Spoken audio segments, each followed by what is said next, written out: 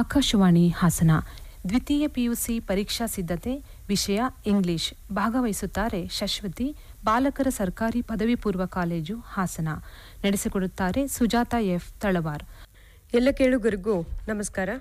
ಇಂದಿನ ದ್ವಿತೀಯ ಪಿಯುಸಿ ಪರೀಕ್ಷಾ ಸಿದ್ಧತೆ ನೇರ ಫೋನ್ ಕಾರ್ಯಕ್ರಮಕ್ಕೆ ತಮ್ಮೆಲ್ಲರಿಗೂ ಸ್ವಾಗತ. ಸ್ನೇಹಿತರೆ, ಈಗಾಗಲೇ ನಿಮಗೆ ಇವತ್ತಿನ ಕಾರ್ಯಕ್ರಮದ ವಿಷಯ ಗೊತ್ತಾಗಿದೆ, ಇಂಗ್ಲಿಷ್. ಈ ವಿಷಯಕ್ಕೆ ಸಂಬಂಧಪಟ್ಟ ಹಾಗೆ ಮಾಹಿತಿಯನ್ನು ಮಾಡಿಕೊಡ್ಲಿಕ್ಕೆ ನಮ್ಮ ಸ್ಟುಡಿಯೋಗೆ ಬಂದಿದ್ದಾರೆ ಬಾಲಕರ ಸರ್ಕಾರಿ ಪದವಿ ಪೂರ್ವ ಕಾಲೇಜು ಹಾಸನ, ಇಲ್ಲಿ ಉಪನ್ಯಾಸಕರಾಗಿರುವ ಶಶ್ವತಿ ಮೇಡಮ್. ನಮಸ್ತೆ.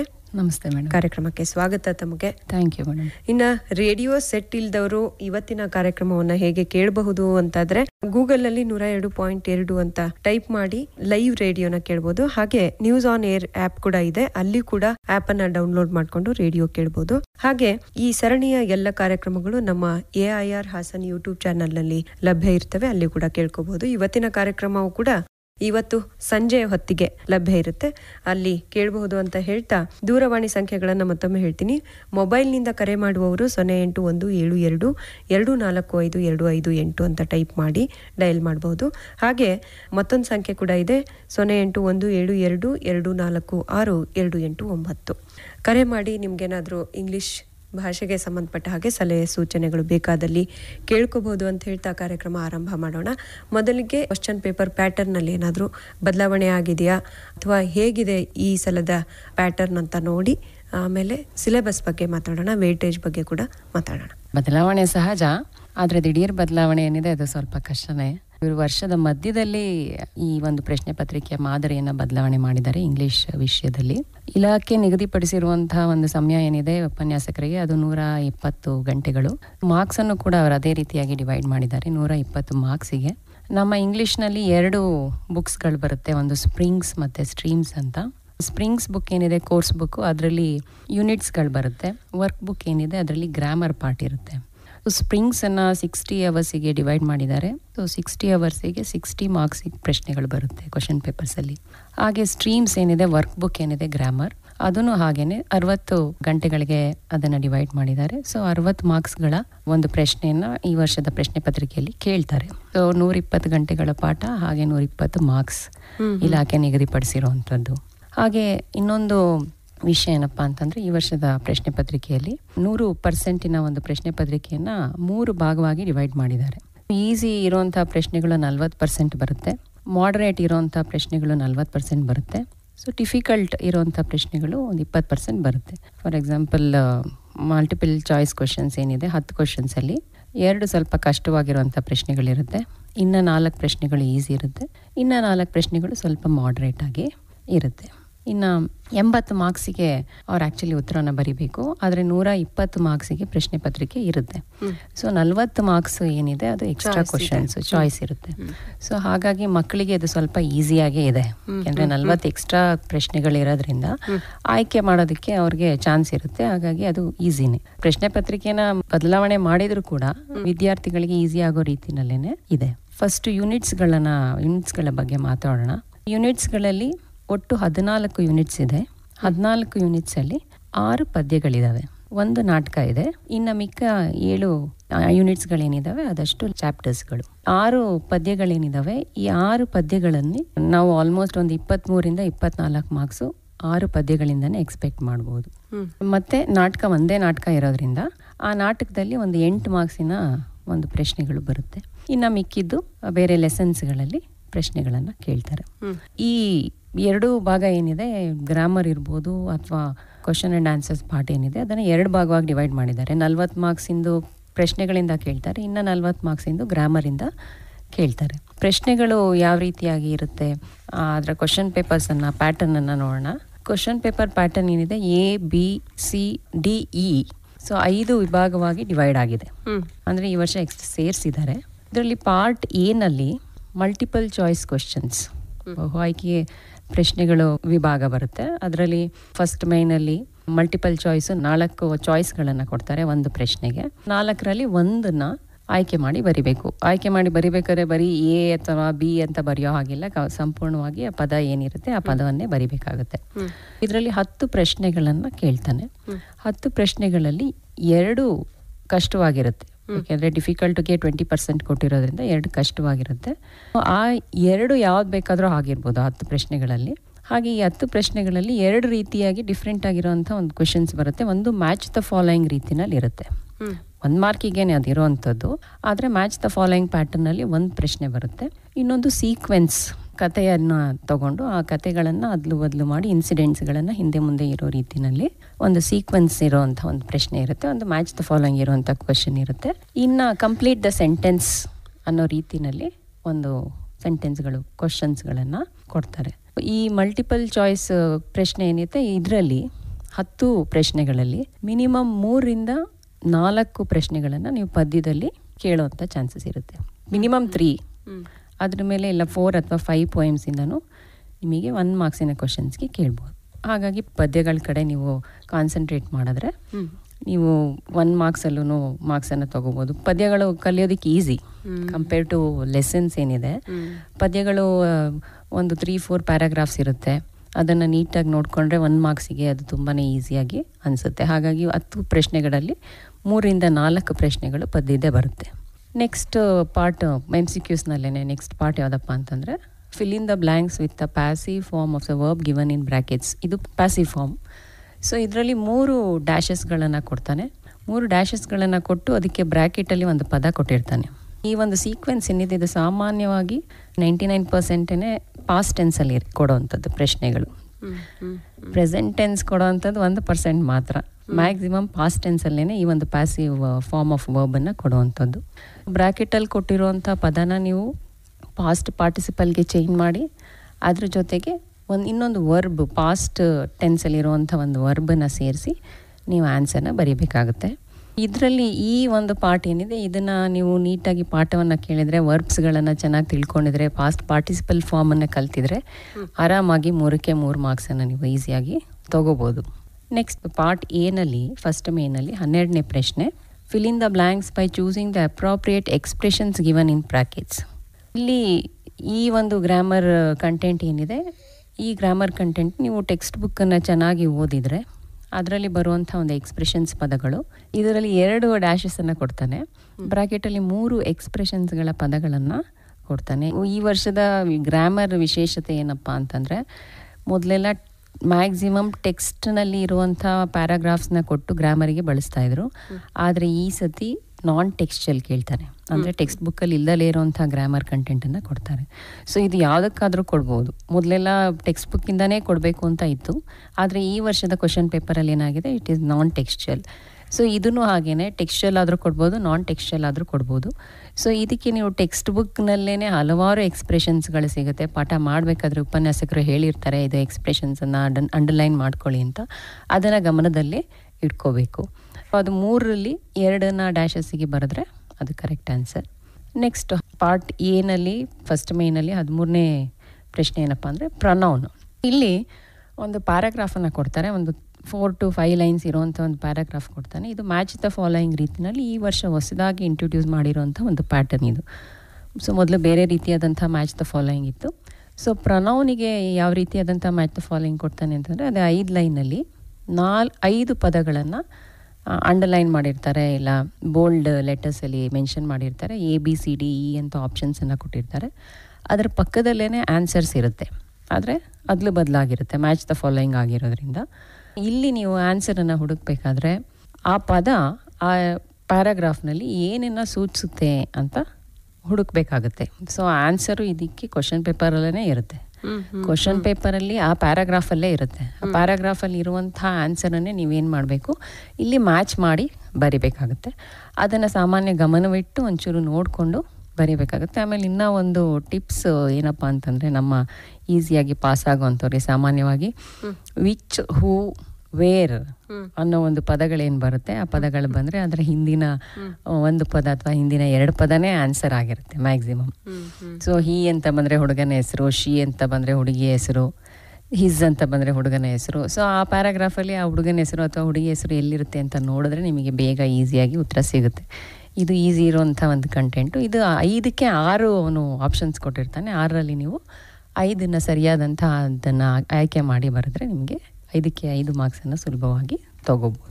ನೆಕ್ಸ್ಟ್ ಕ್ವಶನ್ ಆ್ಯಂಡ್ ಆನ್ಸರ್ಸ್ 2ನೇ ಮೇನಿಗೆ ಬಂದಾಗ answer any 3 of the following questions in 1 or 2 sentences each. ಇದು 2 ಅಂಕಗಳ ಪ್ರಶ್ನೆ. ಈ 2 ಅಂಕಗಳ ಪ್ರಶ್ನೆ ಹಿಂದಿನ ವರ್ಷ ಇರಲಿಲ್ಲ. ಸೊ 2 ಅಂಕದ್ದು ಮತ್ತು 3 ಅಂಕಗಳ ಪ್ರಶ್ನೆನ ಈ ವರ್ಷ ಮೊದಲನೇ ಬಾರಿ ಇಂಟ್ರೊಡ್ಯೂಸ್ ಮಾಡಿರೋವಂಥದ್ದು ಇಂಗ್ಲೀಷ್ನಲ್ಲಿ. ಸೊ ಇಂಗ್ಲೀಷ್ನಲ್ಲಿ 1 marks ಬಿಟ್ಟರೆ 4 or 6 marks ಮಾತ್ರ ಇರ್ತಾ ಇದ್ದಿದ್ದು. ಈ ವರ್ಷ ಹೊಸದಾಗಿ ಇಂಟ್ರೊಡ್ಯೂಸ್ ಆಗಿರೋದ್ರಿಂದ ಈ 2 ಅಂಕಗಳ ಪ್ರಶ್ನೆಗಳಿಗೆ ನೀವು 2 ವ್ಯಾಲಿಡ್ ಪಾಯಿಂಟ್ಸ್ ಅಥವಾ 2 sentences ಅಥವಾ 2 phrasal ವರ್ಡ್ಸ್ಗಳನ್ನು ನೀವು ಬರಿಬೇಕಾಗುತ್ತೆ ಅವ್ನು ಕೇಳುವಂಥ ಪ್ರಶ್ನೆಗಳಿಗೆ. ಸೊ ಇಲ್ಲಿ ಸಾಮಾನ್ಯವಾದಂಥ ಪ್ರಶ್ನೆಗಳು ನಿಮಗೆ ಯಾವ ರೀತಿಯಾಗಿರುತ್ತೆ, ನೇಮ್ ಎನಿ ಟು ಅಥವಾ ಮೆನ್ಷನ್ ಎನಿ ಟು, ಆ ರೀತಿಯಾಗಿ ಪಾಠಗಳಲ್ಲಿ 2 ಪಾಯಿಂಟ್ಸ್ ಇರುವಂಥದ್ದು ಅಥವಾ 2 ವರ್ಡ್ಸ್ ಇರುವಂಥ ಪದಗಳೇನಿದ್ದಾವೆ ಅದರ ಕಡೆ ನೀವು ಹೆಚ್ಚು ಗಮನ ಇಟ್ಟು ಪಾಠ ಮಾಡಬೇಕಾದ್ರೆ ಅದನ್ನು ಅಂಡರ್ಲೈನ್ ಮಾಡಿಕೊಂಡು ಅದನ್ನು ನೀವು ಓದ್ಕೋಬೇಕು. ಅದರಲ್ಲಿ ಸಾಮಾನ್ಯವಾಗಿ ನಿಮಗೆ ಪ್ರಶ್ನೆಗಳು ಬರುತ್ತೆ. ಸೊ ಈ ಥರದ 2 ಪ್ರಶ್ನೆಗಳನ್ನು ನೀವು ಎಕ್ಸ್ಪೆಕ್ಟ್ ಮಾಡ್ಬೋದು. ಎನಿ ಟು ಅನ್ನೋ ಪ್ರಶ್ನೆಗಳೇನಿದ್ದಾವೆ, ಹಾಗೆ ಕೆಲವು ಸತಿ ರೀಸನ್ಸ್ಗಳನ್ನು ಕೇಳ್ತಾನೆ. ಹಾಗೆ ಇದರಲ್ಲೂ ಕೂಡ ಮಿನಿಮಮ್ 1 ಫ್ರಮ್ ದ ಪೋಯಮ್ ಅಂತ ಹೇಳ್ತಾನೆ. 4 ಪ್ರಶ್ನೆಗಳಲ್ಲಿ 3ಕ್ಕೆ ನೀವು ಉತ್ತರ ಕೊಡಬೇಕಾಗುತ್ತೆ. ಆ 4ರಲ್ಲಿ 1 ಪದ್ಯದಿಂದ ಇರುತ್ತೆ ಪ್ರಶ್ನೆ, 1 ಅಥವಾ 2. ಸೊ ಮಿನಿಮಮ್ 1 ಇರಲೇಬೇಕು, ಅದರ ಮೇಲೆ 2 ಇರ್ಬೋದು. ಸೊ ನೀವು ಇದರಲ್ಲೂ ಅಷ್ಟೇ ಪದ್ಯದ ಕಡೆ ನೀವು ಹೆಚ್ಚು ಗಮನ ಕೊಟ್ಟರೆ ಈಸಿಯಾಗಿ ನೀವು ಪದ್ಯದಲ್ಲಿ 3 ಪ್ರಶ್ನೆಗೆ ಆನ್ಸರ್ ಮಾಡಬೇಕಾಗಿರುತ್ತೆ. 2 ಪದ್ಯ ಬಂತು ಅಂತಂದರೆ ನಿಮಗೆ 4 ಮಾರ್ಕ್ಸ್ ಸಿಗುತ್ತೆ. ಪಾಸ್ ಆಗೋದಕ್ಕೆ ತುಂಬ ಕಷ್ಟ ಅಂತ ಅನ್ನೋವಂಥ ವಿದ್ಯಾರ್ಥಿಗಳು ಏನು ಮಾಡಬೇಕು, ಹೆಚ್ಚು ಪದ್ಯದ ಕಡೆ ಗಮನವನ್ನು ವಹಿಸಿದ್ರೆ ಅದು 1 ಮಾರ್ಕ್ಸ್ಗಾಗಿರ್ಬೋದು 2 ಮಾರ್ಕ್ಸಿಗಾಗಿರ್ಬೋದು ಸುಲಭವಾಗಿ ನೀವು ಉತ್ತರಗಳನ್ನು ಬರಿಬೋದು. ಎನಿ ಟು ಅಂತ ಏನು ಪದಗಳು ಬರುತ್ತೆ, ಯಾವುದೇ ಪದ್ಯ ಆಗಿರ್ಬೋದು, ಪಾಠಗಳಾಗಿರ್ಬೋದು, ನಾಟಕ ಆಗಿರ್ಬೋದು, ಅದರಲ್ಲಿ ಕರೆ ಇದೆ. ಆಯ್ತು. ನಮಸ್ತೆ ಮೇಡಮ್. ನಮಸ್ತೆ, ನನ್ನ ಹೆಸರು ಶೀಲಾ ಅಂತ. ಮೇಡಮ್, ತುಂಬಾ ಡಲ್ ಸ್ಟೂಡೆಂಟ್ಸ್ ಇರ್ತಾರಲ್ಲ, ಅವರು ಬರೀ ಗ್ರಾಮರ್ ನೋಡ್ಕೊಂಡ್ರೆ ಇಂಗ್ಲಿಷ್ ಅಲ್ಲಿ ಪಾಸ್ ಆಗ್ಬೋದಾ ಮೇಡಮ್? ಅಂದ್ರೆ ಅವರು ಇಂಗ್ಲಿಷ್ ಕಷ್ಟ, ಸಾಮಾನ್ಯ ಗ್ರಾಮೀಣ ವಿದ್ಯಾರ್ಥಿಗಳಿಗೆ ಇಂಗ್ಲಿಷ್ ಅಂದ್ರೇನೆ ಸ್ವಲ್ಪ ಕಷ್ಟ. ಅವ್ರು ಆರ್ಟ್ಸ್ ಓದಿರ್ತಾರೆ, ಕನ್ನಡ ಮೀಡಿಯಂ ಸ್ಟೂಡೆಂಟ್ಸ್, ಅವ್ರಿಗೆ ಸಬ್ಜೆಕ್ಟ್ ಕಷ್ಟ ಅಂತಂದ್ರೆ ಇಂಗ್ಲಿಷ್ ಸಬ್ಜೆಕ್ಟ್ ಫೇಲ್ ಆಗದೆ ಸ್ವಲ್ಪ ಜಾಸ್ತಿ ಅವ್ರ ಹಳ್ಳಿ ಕಡೆ. ಹಾಗೆ ಬರೀ ಗ್ರಾಮರ್ನೇ ಸ್ವಲ್ಪ ಫಾಲೋ ಮಾಡಿದ್ರೆ ಅವ್ರಿಗೆ ಪಾಸಿಂಗ್ ಮಾರ್ಕ್ಸ್ ಸಿಗ್ಬೋದಾ ಮೇಡಮ್? ಮೇಡಮ್, ಗ್ರಾಮರ್ ಪಾರ್ಟಲ್ಲಿ ಏನಾಗುತ್ತೆ, 40 ಮಾರ್ಕ್ಸಿಗೆ ಗ್ರಾಮರ್ ಪಾರ್ಟ್ ಕೊಡ್ತಾನೆ. 40 ಮಾರ್ಕ್ಸಿಗೆ. ಸೊ ಗ್ರಾಮರಲ್ಲಿ ನಿಮಗೆ ಪ್ಯಾಸೇಜ್ 9 ಮಾರ್ಕ್ಸಿಗೆ ಇರುತ್ತೆ. ಪ್ಯಾಸೇಜ್ 9 ಮಾರ್ಕ್ಸಿಂದು ಪ್ಯಾಸೇಜ್ ಇರುತ್ತೆ.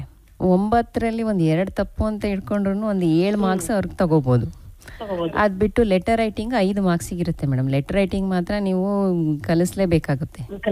ಯಾಕೆಂದರೆ ಇರೋದೇ ಒಂದು ರೀತಿಯಾದಂಥ ಲೆಟರ್ ರೈಟಿಂಗು, ಜಾಬ್ ಅಪ್ಲಿಕೇಶನ್ ಅಂತ. ಅದರದ್ದು ಪ್ಯಾಟರ್ನ್, ಅದಕ್ಕೆ ಫ್ರಮ್ ಅಡ್ರೆಸ್ ಟು ಅಡ್ರೆಸ್ ಎಲ್ಲ ಕ್ವಶನ್ ಪೇಪರಲ್ಲೇ ಇರುತ್ತೆ, ಕೊಟ್ಟಿರ್ತಾರೆ.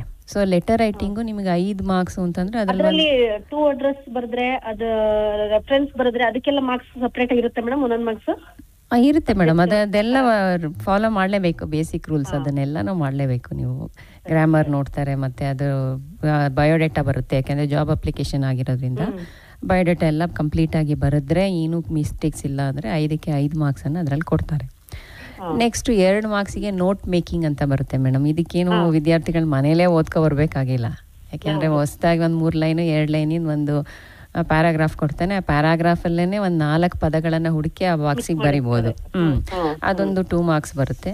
ಲೆಟರ್ ರೈಟಿಂಗು ಮತ್ತು ಡೈಲಾಗ್ ರೈಟಿಂಗ್ ಅಂತ ಬರುತ್ತೆ. ಸೊ ಇಬ್ಬರು ವ್ಯಕ್ತಿಗಳು ಯಾವ ರೀತಿಯಾಗಿ ಸಂಭಾಷಣೆ ಮಾಡ್ತಾರೆ, ಆ ಸಂಭಾಷಣೆ ಅದರಲ್ಲಿ ಕೊಟ್ಟಿರ್ತಾನೆ, ಅದಕ್ಕೆ ಕ್ಲೂನು ಕೊಟ್ಟಿರ್ತಾನೆ ಯಾವ ರೀತಿಯಾಗಿ ಮಾತಾಡೋ. ಗ್ರೀಟಿಂಗ್ ಅಂತ ಬಂದರೆ good morning, how are you ಅಂತ ಹೇಳುವಂಥದ್ದು, ಅದು ಕೂಡ ಸುಲಭವಾಗಿರುತ್ತೆ. ಅದರಲ್ಲಿ 3 ಮಾರ್ಕ್ಸ್ ಅಂತ ಇಟ್ಕೊಳ್ಳಿ ಮೇಡಮ್. ಗ್ರಾಮರಲ್ಲೇ ಆಲ್ಮೋಸ್ಟ್ 40 ಮಾರ್ಕ್ಸಿಗೆ ಇರೋದ್ರಿಂದ 24 ಮಾರ್ಕ್ಸು ಈಗ ಕಡಿಮೆ ಮಾಡಿದ್ದಾರೆ. 80 ಮಾರ್ಕ್ಸಿಗೆ 24 ಮಾರ್ಕ್ಸ್ ಪಾಸಿಂಗ್ ಮಾರ್ಕ್ ಆಗಿರೋದ್ರಿಂದ ಅದ್ರ ಜೊತೆಗೆ ಮಲ್ಟಿಪಲ್ ಮತ್ತೆ ಇನ್ನೊಂದು ಮ್ಯಾಚ್ ದ ಫಾಲೋಯಿಂಗ್ ಇದೆ ನೋಡಿ, ಪ್ರನೌನಲ್ಲಿ ಮ್ಯಾಚ್ ದ ಫಾಲೋಯಿಂಗ್ ಏನಿದೆ ಅದು ಹಂಗೇನೆ. ವಿದ್ಯಾರ್ಥಿಗಳು ಮನೇಲಿ ಏನು ಓದ್ಕೊಬರ್ಬೇಕಾಗಿಲ್ಲ, ಅವನೇ ಹೊಸದಾಗಿ ಒಂದು ಪ್ಯಾರಾಗ್ರಾಫ್ ಕೊಟ್ಟಿರ್ತಾನೆ, ಅಲ್ಲೇ ಆನ್ಸರ್ ಇರುತ್ತೆ. ಇಂಗ್ಲೀಷಲ್ಲಿ 40 ಮಾರ್ಕ್ಸಿನ ಆನ್ಸರು ಕ್ವಶನ್ ಪೇಪರಲ್ಲೇ ಇರುತ್ತೆ. ಏನಪ್ಪಾ ಅಂದ್ರೆ ಕರೆಕ್ಟ್ ಆಗಿರೋ ಆನ್ಸರ್ನ ಹುಡುಕಿ ಬರಬೇಕು. ಸೊ ಅದೊಂದು 5 ಮಾರ್ಕ್ಸ್ ಅಲ್ಲೇ ಇರ್ಬೇಕು ಅವತ್ತು 3 ಗಂಟೆ. ಹಾಗಾಗಿ ಈಗ ಮಲ್ಟಿಪಲ್ ಚಾಯ್ಸ್ ಆತರ ಸ್ವಲ್ಪ ಈಸಿ ಮಾಡಿರೋದ್ರಿಂದ ಅದರಲ್ಲಿ ಸ್ವಲ್ಪ ಹಿಂಗೋ ಅಂದಾಜಲ್ಲಿ ಸ್ವಲ್ಪ ಆ ಕಡೆ ಬರೆದ್ರುನು ಮಕ್ಳಿಗೆ ಪಾಸ್ ಆಗಕ್ ಮೋಸ ಇಲ್ಲ. ಮಲ್ಟಿಪಲ್ ಚಾಯ್ಸ್ ಅಲ್ಲಿ ಆ ಕಡೆ ಬರೆದ್ರೆ ತಪ್ಪಾಗ್ಬಿಡುತ್ತೆ. ಕರೆಕ್ಟ್ ಆನ್ಸರ್ಸ್ ಕೆಲವು ಮಕ್ಳುಗಳು ಆಗ್ತಿರ್ತಾರೆ. ಅದೇ ಅವ್ರ ಅದೃಷ್ಟ ಚೆನ್ನಾಗಿದ್ರೆ ಪಾಸ್ ಆಗ್ತಾರೆ. ಬಟ್ ಮಲ್ಟಿಪಲ್ ಚಾಯ್ಸ್ ಅಲ್ಲಿ ಕರೆಕ್ಟ್ ಆನ್ಸರ್ನೇ ಬರಿಬೇಕಾಗುತ್ತೆ. 2 ಮಾರ್ಕ್ಸಿನ ಕ್ವಶನ್ಸೂ ಇದೆ ಮೇಡಮ್. ಏನಿಲ್ಲ, ಒಂದ್ ಸ್ವಲ್ಪ ಅಟ್ಲೀಸ್ಟ್ 1 ಮಾರ್ಕ್ಸ್ 2 ಮಾರ್ಕ್ಸಿಂದ ಯಾರೋ ಕಲ್ತ್ಕೊಂಡು ಮತ್ತೆ ಈ ಕಡೆ ಲೆಟರ್ ರೈಟಿಂಗು ಆ ರೀತಿ, ಮತ್ತೆ ಗ್ರಾಮರ್ ಪ್ಯಾಸೇಜ್ ಇರ್ಬೋದು, ಅಥವಾ ಈಗ ನಾನು ಹೇಳ್ದಲ್ಲ ಪ್ರೊನೌನ್ ಹೇಳಿದ್ನೆ, ಮತ್ತೆ ನೋಟ್ ಮೇಕಿಂಗ್, ಡೈಲಾಗ್ ರೈಟಿಂಗ್, ಇದ್ರಲ್ಲೆಲ್ಲ ಆರಾಮಾಗಿ ಆರಾಮಾಗಿ ಇಂಗ್ಲೀಷ್ನಲ್ಲಿ ಆ್ಯಕ್ಚುಲಿ ಬೇರೆ ಎಲ್ಲ ಸಬ್ಜೆಕ್ಟ್ಗಿಂತ ಈಸಿಯಾಗಿ ಪಾಸ್ ಆಗುವಂಥದ್ದೇ ಇಂಗ್ಲೀಷ್. ಯಾಕಂದರೆ ಕ್ವಶನ್ ಪೇಪರಲ್ಲೇ 40 ಮಾರ್ಕ್ಸ್. ಇಲ್ಲ, ಕನ್ನಡ ಮೀಡಿಯಂ ಸ್ಟೂಡೆಂಟ್ಸ್ಗೂ ಈಸಿಯಾಗೇ ಪಾಸ್ ಆಗೋ ವಿಧಾನಗಳನ್ನು ಅವರು ಕಾಲೇಜ್ಗಳಲ್ಲಿ ಹೇಳ್ಕೊಡ್ತಾರೆ. ಆಮೇಲೆ ಲಾಂಗ್ ಆನ್ಸರ್ಸನ್ನು ಅಷ್ಟೇ, ಮಕ್ಕಳಿಗೆ ಪಾಯಿಂಟ್ಸ್ ವೈಸ್ ಲಾಂಗ್ ಆನ್ಸರ್ಸ್ಗಳನ್ನು ಕಲಿಯೋದಕ್ಕೆ ಹೇಳಿ. ಈಗ ಒಂದು ಪಾಠ ಅಂತಂದ್ರೆ ಸಮ್ಮರಿ ಥರ ಪದ್ಯಗಳಿಗೆ ನೀವು ಸಮ್ಮರಿನೇ ಬರಿಬೋದು. ಪದ್ಯಗಳಿಗೆ ನೀವು ಆರಾಮಾಗಿ ಸಮ್ಮರಿನ ಬರಿಬೋದು. ಪಾಠಗಳಲ್ಲಿ ಏನು ಮಾಡ್ತಾರೆ, ಒಂದೊಂದೇ ಪರ್ಟಿಕ್ಯುಲರ್ನೇ ಕೇಳ್ತಾರೆ. ಪಾಠಗಳಲ್ಲಿ ಸ್ವಲ್ಪ ಬರೆಯೋಕ್ಕೆ ಕಷ್ಟ ಆಗುತ್ತೆ. ಆದರೆ 6 ಪದ್ಯದಲ್ಲಿ ಮೇಡಮ್ ಆರಾಮಾಗಿ ನಿಮಗೆ 3 ಮತ್ತು 4 ಮಾರ್ಕ್ಸಿನ ಪ್ರಶ್ನೆಗಳೇನಿದೆ ಅದರಲ್ಲಿ 4 ಕ್ವಶನ್ಸ್ ಅಂತೂ ಪದ್ಯದಿಂದ ಕೇಳ್ತಾನೆ. 6 ಪದ್ಯ ಇದೆ. 6 ಪದ್ಯದಲ್ಲಿ ಅವ್ರು ನೀಟಾಗಿ 4 ಕಲ್ತ್ಕೊಂಡ್ರೆ ಅದನ್ನ ಪಾಯಿಂಟ್ಸ್ ವೈಸೇ ಕಲೀಲಿ. ಒಂದು 8ರಿಂದ 10 ಪಾಯಿಂಟೇ ಕಲೀಲಿ. ಅವರು 8ರಿಂದ 10 ಪಾಯಿಂಟು ನೀಟಾಗಿ ಹೇಳ್ಕೊಟ್ರೆ ಕಲ್ತ್ಬಿಟ್ರೆ ಅದ್ರ ಜೊತೆಗೆ 1 ಮಾರ್ಕ್ಸು 2 ಮಾರ್ಕ್ಸ್ ಇದರಲ್ಲಿ ಅವರು ಒಂದೊಂದು 2 ಮಾರ್ಕ್ಸ್ನ ತೊಗೊಂಡ್ರೆ ಆರಾಮಾಗಿ ಪಾಸ್ ಆಗ್ಬೋದು. ಲೆಟರ್ ರೈಟಿಂಗ್ ಮಾತ್ರ ನೀವು ಚೆನ್ನಾಗಿ ಕಲಿಸ್ಲೇಬೇಕು ಮಕ್ಕಳಿಗೆ. ಅದು 5 ಮಾರ್ಕ್ಸಿಗೆ ಕೊಡ್ತಾನೆ ಲೆಟರ್ ರೈಟಿಂಗು. ಪ್ಯಾಸೇಜಲ್ಲಿ 2 ರೀತಿಯಾದಂಥ ಪ್ಯಾಸೇಜ್ ಇರುತ್ತೆ. ಒಂದು ಪ್ಯಾರಾಗ್ರಾಫು, ಇನ್ನೊಂದು ಪದ್ಯ. ಸೊ 2ರಲ್ಲಿ ಯಾವುದು ಸುಲಭ ಅಂತ ಅನ್ಸುತ್ತೆ ಅದಕ್ಕೆ ಅವರು ಆನ್ಸರ್ ಮಾಡಿದ್ರೆ ಬೆಟರು. ಎರಡನ್ನೂ ಈ ವರ್ಷದ ಪ್ರಶ್ನೆ ಪತ್ರಿಕೆಯಲ್ಲಿ 2ರಲ್ಲೂ ಚಾಯ್ಸ್ ಇರುತ್ತೆ ಮೇಡಮ್. ಆ ರೀತಿ ಮಾಡಿದ್ದಾರೆ. 5 ಮಾರ್ಕ್ಸ್ 4 ಮಾರ್ಕ್ಸ್ ಕ್ವಶನ್ ಈ ತರದ್ದೆಲ್ಲ ಹೇಳಿರ್ತೀರಲ್ವಾ ಮೇಡಮ್? ಸಾಮಾನ್ಯ ಇರುತ್ತೆ ಅದು. ಮೇಡಮ್ ಅದರಲ್ಲಿ ಪದ್ಯದಲ್ಲಿ ವಾಟರ್ ಪದ್ಯ ಏನಿದೆ ಅದು ವೆರಿ ಇಂಪಾರ್ಟೆಂಟ್. ಅದನ್ನ ಗ್ಯಾರಂಟಿ ಕೇಳ್ತಾನೆ. ವಾಟರ್ ಪದ್ಯದ್ದು ಇಲ್ಲ 3 ಮಾರ್ಕ್ಸಿಗೆ ಕೇಳ್ತಾನೆ, ಇಲ್ಲ 4 ಮಾರ್ಕ್ಸಿಗೆ ಕೇಳ್ತಾನೆ. ವಾಟರ್ ಪದ್ಯ, ಆನ್ ಚಿಲ್ಡ್ರನ್ ಅಂತ ಪದ್ಯ. 6 ಪದ್ಯಗಳನ್ನು ನೀವು ಕಲ್ತಿದ್ರೆ ಅದರಲ್ಲಿ ಏನಾಗುತ್ತೆ ಅಂದರೆ 2 ಪ್ರಶ್ನೆಗಳು 2 ಮಾರ್ಕ್ಸಿಗೆ ಕೇಳ್ತಾನೆ, 2 ಪದ್ಯಗಳನ್ನ. ಇನ್ನು 4 ಪದ್ಯಗಳನ್ನು 3 ಅಥವಾ 4 ಮಾರ್ಕ್ಸಿಗೆ ಕೇಳ್ತಾರೆ. ಅದಲ್ಲದಲ್ಲೇ 3 ಪ್ರಶ್ನೆಗಳು 1 ಮಾರ್ಕ್ಸಿಗೆ ಇರುತ್ತೆ. ಸೊ ನೀವು ಬರೀ ಪದ್ಯಗಳನ್ನೇ ನೋಡ್ಕೊಂಡ್ರು ಅದರಲ್ಲೊಂದು 20 ಮಾರ್ಕ್ಸ್ ಬರುತ್ತೆ ಮೇಡಮ್. ಅಂದ್ರೆ ಪಾಸ್ ಆಗ್ಬೇಕು ಅನ್ನೋರಿಗೆ ಪಾಠಗಳಲ್ಲಿ ನಾನು ಅದು ಹೇಳ್ತಿದ್ದೀನಿ. 2-3 ಜನ ನಮ್ಮ ಕಾಲೇಜಲ್ಲಿ ತುಂಬಾ ಡಲ್ ಸ್ಟೂಡೆಂಟ್ ಮೇಡಮ್. ಅವರು ಪಾಸ್ ಆಗೋ ಮಟ್ಟಿಗೆ ನಾವು ರೆಡಿ ಮಾಡೋಣ ಅಂತ ಪ್ರಿಪೇರ್ ಮಾಡ್ತಾ ಇದ್ವಿ. ಇಲ್ಲ, ಮಾಡ್ಬೋದು ಮೇಡಮ್. ವಾಟರ್ ಪದ್ಯ ಕಲಿಸಿ ಚೆನ್ನಾಗಿ, ಆನ್ ಚಿಲ್ಡ್ರನ್ ಪದ್ಯ ಕಲಿಸಿ. ನಾನು ಹೇಳ್ದಾಗೆ ಪಾಯಿಂಟ್ಸ್ ವೈಸ್ನೇ ನೋಟ್ಸ್ನ ಏನಿಲ್ಲ ಒಂದು 8 ಪಾಯಿಂಟ್ಸ್ಗಳನ್ನು ನೀವು ಅವರಿಗೆ ಹಾಕ್ಕೊಡಿ. ಒಂದೊಂದು ಸೆಂಟೆನ್ಸಲ್ಲಿ 8 ಪಾಯಿಂಟ್ಸ್ನ ಬರೆದ್ರು ಅದು 3 ಮಾರ್ಕ್ಸಿಗೆ ಬೇಕಾದಷ್ಟು ಅನಿಸುತ್ತೆ. ಏಕೆಂದರೆ ಸಮ್ಮರಿ ಪದ್ಯಗಳಲ್ಲಿ ಸಮ್ಮರಿ ಬರೆದ್ರೆ ಬೇಕಾದಷ್ಟು. ಅದ್ರ ಜೊತೆಗೆ ಆನ್ ಚಿಲ್ಡ್ರನ್ ಅಂತ ಒಂದು ಪದ್ಯ ಇದೆ, ಅದನ್ನು ಕಲಿಯೋದಕ್ಕೆ ಸುಲಭ ಇದೆ. ಸೊ ಪದ್ಯ ಕನ್ನಡ ಪದಗಳು ಬರೆಯೋದೇ ಕಷ್ಟ ಇದೆ ಮೇಡಮ್. ಆಗೆಲ್ಲ ಹೈಸ್ಕೂಲಲ್ಲಿ ಪಾಸ್ ಆಗಿ ಬಂದಿದ್ದಾರಲ್ಲ. ಹೌದು, ಇದಾರೆ ನಮ್ಮ ಕಾಲೇಜಲ್ಲೂ ಇದಾರೆ ಮೇಡಮ್. ಆ ಥರದ ವಿದ್ಯಾರ್ಥಿಗಳಿದ್ದಾರೆ. ಬಟ್ ಈ ಥರ ನಾನು ಪ್ರಯತ್ನ ಮಾಡಿದ್ದೀನಿ. ಪಾಯಿಂಟ್ಸ್ ವೈಸ್ ಈ ಸತಿ ಪ್ರಿಪ್ರೇಟ್ರಿಗೆ ನಾನು ಏನು ಮಾಡಿದೆ, ಆ ಥರ ತುಂಬ ವೀಕ್ ಇರೋರಿಗೆ ಪಾಯಿಂಟ್ಸ್ ವೈಸ್ ಆನ್ಸರ್ ಬರೆಸಿ ಅಲ್ಲೇ ಕಲಿಸಿ 4 ಸಲ ಬರೆಸಿ ಅವರೆಲ್ಲ ಪ್ರಿಪ್ರೇಟ್ರಿಗೆ ಒಂದಿಷ್ಟು ಬರೆದಿದ್ದಾರೆ.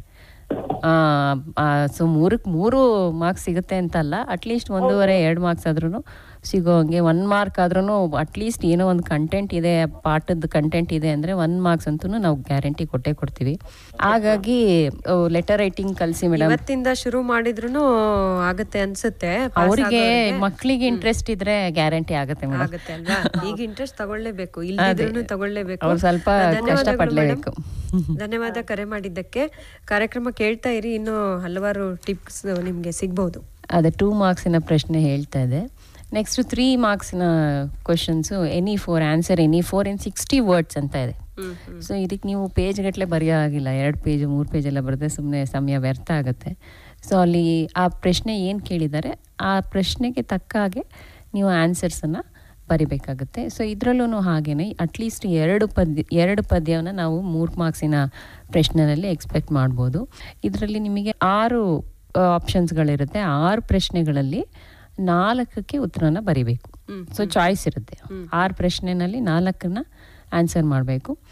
ಸೊ ಮೇಯ್ನಾಗಿ ಈ 3 ಮಾರ್ಕ್ಸಿನ ಒಂದು ಕ್ವೆಶನ್ಸ್ ಏನಿದೆ, 3 ಮಾರ್ಕ್ಸಿನ ಕ್ವೆಶನ್ಸಲ್ಲಿ ಸಾಮಾನ್ಯವಾಗಿ ಪದ್ಯ ಯಾವುದನ್ನು ಕೇಳ್ತಾನೆ ಅಂತಂದರೆ to the food from his ಚೈಲ್ಡಿಂದ ಕೇಳ್ಬೋದು ಪದ್ಯ. ರೋಮಿಯೋ ಜೂಲಿಯಟ್ ಪದ್ಯ ಕೇಳ್ಬೋದು. ಹಾಗೆ ವೆನ್ ಯು ಆರ್ ಓಲ್ಡ್ ಕೇಳ್ಬೋದು. ಕೆಲವು ಸತಿ ವಾಟರನ್ನು ಇಲ್ಲ 3 ಮಾರ್ಕ್ಸಿಗೆ ಕೇಳ್ತಾನೆ, ಇಲ್ಲ 4 ಮಾರ್ಕ್ಸಿಗೆ ಕೇಳ್ತಾನೆ. ಒಂದು ಪ್ರಶ್ನೆ 3 ಮಾರ್ಕ್ಸಿನ ಪ್ರಶ್ನೆ ನಾಟಕದಿಂದ ಬರುತ್ತೆ. ಒಂದು 4 ಮಾರ್ಕ್ಸಿಗೆ ಒಂದು ಕೇಳ್ತಾನೆ, 3 ಮಾರ್ಕ್ಸಿಗೆ ಒಂದು ಕೇಳ್ತಾನೆ. ಯಾಕೆಂದರೆ ತುಂಬ ವೆಯ್ಟೇಜ್ ಇರೋವಂಥ ಒಂದು ಪಾಠ ಯಾವುದಪ್ಪ ಅಂತಂದರೆ ನಾಟಕ. ಅದು 8 ಮಾರ್ಕ್ಸಿಗೆ 8 ಅವರ್ಸು ಆಲ್ಮೋಸ್ಟ್ 8 ಮಾರ್ಕ್ಸಿನ ಪ್ರಶ್ನೆನ ನಾಟಕದಿಂದ ಕೇಳ್ತಾನೆ. ಹಾಗಾಗಿ ನೋಡೋಣ. ಸರಿ ಮೇಡಮ್. ನಮಸ್ತೆ. ನಮಸ್ತೆ ಮೇಡಮ್. ತಮ್ಮ ಹೆಸರು ಹೇಳ್ಬೋದಾ? ಪ್ರಕಾಶ್, ಊರು ಗಂಗೂರು. ಪ್ರಶ್ನೆ ಕೇಳಿ ಪ್ರಕಾಶ್ ಅವ್ರೆ. ಹೇಳಿ ಪ್ರಕಾಶ್ ಅವರೇ. Long answer. ಹಾ ಹೇಳಿ. ಯಾವ ಪಾಠದಲ್ಲಿ ಬರ್ತದೆ ಮೇಡಮ್ ಅತಿ ಹೆಚ್ಚು ಲಾಂಗ್ ಆನ್ಸರು ಸರ್ ಸನ್ನಿ ಮಾರ್ನಿಂಗ್ ಅಂತ ಒಂದು ನಾಟಕ ಇದೆ. ಆ ನಾಟಕದಲ್ಲಿ 4 ಮಾರ್ಕ್ಸಿಗೆ ಒಂದು ಕ್ವಶನ್ ಕೇಳ್ತಾನೆ, 3 ಮಾರ್ಕ್ಸಿಗೆ ಒಂದು ಕ್ವಶನ್ ಕೇಳ್ತಾರೆ ಸರ್, ಸನ್ನಿ ಮಾರ್ನಿಂಗು. ಆಮೇಲೆ ವಾಟರ್ ಪದ್ಯ ಇದೆಯಲ್ಲ ಸರ್, ಅದು 4 ಮಾರ್ಕ್ಸಿಗೆ ಕೇಳ್ಬೋದು, ಇಲ್ಲ 3 ಮಾರ್ಕ್ಸಿಗೆ ಕೇಳ್ಬೋದು. ದ ಗಾರ್ಡನರ್ ಪಾಠ ಇದೆ, ಓಟರ್ ಪಾಠ ಇದೆ ಸರ್, ಇವೆಲ್ಲ 4 ಮಾರ್ಕ್ಸಿಗೆ ಕೇಳೋವಂಥದ್ದು. ಓಟರ್ ಪಾಠ ಇದೆ ನೋಡಿ ಮೇಡಮ್, ನೋಡಿ ಸರ್ ಓಟರ್. ಸಮ್ಮರಿ ಸರ್, ನೀವು ಪದ್ಯಗಳ ಸಮ್ಮರಿ ಕಲ್ತ್ಕೊಬಿಡಿ ಬೆಸ್ಟ್. ಪದ್ಯದಲ್ಲಿ ಆನ್ ಚಿಲ್ಡ್ರನ್ ಕಲೀರಿ, ವಾಟರ್ ಕಲೀರಿ, to the food from its child ಅಂತ ಇದೆಯಲ್ಲ ಅದನ್ನ ಕಲೀರಿ. ರೋಮಿಯೋ ಜೂಲಿಯಟ್ ಮೊದಲನೇ ಪಾಠ ಆಗಿರೋದ್ರಿಂದ ನೀವು ಟೆಸ್ಟು ಮಿಡ್-ಟರ್ಮು ಎಲ್ಲದಕ್ಕೂ ಬರ್ದಿರ್ತೀರಾ, ಅದನ್ನ ನೀವು ಕಲ್ತ್ಕೊಂಡ್ರೆ ಬೆಟರು. ರೋಮಿಯೋ ಜೂಲಿಯಟ್ ಶೇಕ್ಸ್ಪಿಯರ್ದಾಗಿರೋದ್ರಿಂದ ಅದರಿಂದ ಒಂದು ಪ್ರಶ್ನೆ ಇದ್ದೇ ಇರುತ್ತೆ ರೋಮಿಯೋ ಜೂಲಿಯಟ್. ಈಗ ಇಂಗ್ಲಿಷ್ ಏನು ಬರಲ್ಲ, ಅವ್ರು ಇವತ್ತಿಂದ ಓದ್ಬೇಕು, ಅವ್ರು ಹೆಂಗೆ ಜಸ್ಟ್ ಪಾಸ್ ಆಗೋದು ಸರ್? ಇಂಗ್ಲೀಷಲ್ಲಿ ಅಟ್ಲೀಸ್ಟ್ ಲೆಟರ್ ರೈಟಿಂಗ್ ಆದರೂ ಓದಬೇಕು. ಲೆಟರ್ ರೈಟಿಂಗ್ 5 ಮಾರ್ಕ್ಸಿಗೆ ಕೊಡ್ತಾರೆ. ಪ್ಯಾಸೇಜನ್ನ ನೀಟಾಗಿ ಕ್ವಶನ್ಸ್ಗಳನ್ನು ಓದಿ ಪ್ಯಾಸೇಜಲ್ಲಿರುವಂಥ ಆನ್ಸರ್ನ ಹುಡ್ಕೋದಷ್ಟಾದ್ರೂ ಅವರಿಗೆ ಒಂದು ನಾಲೆಡ್ಜ್ ಇರಬೇಕು ಸರ್. ಏನನ್ನೂ ಓದ್ದಲೇ ಪಾಸ್ ಆಗೋಕ್ಕೆ ಕಷ್ಟ ಇದೆ ಸರ್. ಅಟ್ಲೀಸ್ಟು ಗ್ರಾಮರಲ್ಲಿ ಪ್ರನೌನು ಅಥವಾ ಈ ಲೆಟರ್ ರೈಟಿಂಗು ಮತ್ತು ಪ್ಯಾಸೇಜು ಅಂಥದ್ದಾರ ನೀವು ಅಟ್ಲೀಸ್ಟ್ ನೋಡ್ಕೊಂಡಿರ್ಬೇಕು ಸರ್. ಮತ್ತು ಮ್ಯಾಚ್ ದ ಫಾಲೋಯಿಂಗ್ ಇದೆ, ಮಲ್ಟಿಪಲ್ ಚಾಯ್ಸ್ ಕ್ವಶನ್ಸ್ಗಳು ಕೇಳ್ತಾರೆ, 4ರಲ್ಲಿ 1 ಆಯ್ಕೆ ಮಾಡಿ ಬರೆಯೋವಂಥದ್ದು. ಅದನ್ನೆಲ್ಲ ಮಾಡಿದ್ರೆ ಪಾಸ್ ಆಗೇ ಆಗ್ತಾರೆ ಸರ್. ಒಂಚೂರು ಓದಬೇಕು ಸರ್ ನೀಟಾಗಿ. ಮಾಡಲ್ ಕ್ವಶನ್ ಪೇಪರ್ಸ್ಗಳನ್ನ ಇಟ್ಕೊಳ್ಳಿ ಸರ್. ಮಾಡಲ್ ಕ್ವಶನ್ ಪೇಪರ್ ಇಟ್ಕೊಂಡು ಅದರಲ್ಲಿ ಗ್ರಾಮರ್ ಕಂಟೆಂಟ್ ಏನಿದೆ ಆ ಗ್ರಾಮರ್ನ ಎಳಿಸ್ಕೊಂತ ಹೋಗೋಕೆ ಹೇಳಿ ಟೀಚರ್ಸ್ ಹತ್ರ, ಲೆಕ್ಚರ್ಸ್ ಹತ್ರ. ಕರೆ ಕಡಿತ ಆಗಿದೆ, ಇದ್ರ ಬಗ್ಗೆ ಮತ್ತೆ ಮಾತಾಡೋಣ. ಒಂದು ಜಾಹೀರಾತು ಕೇಳೋಣ.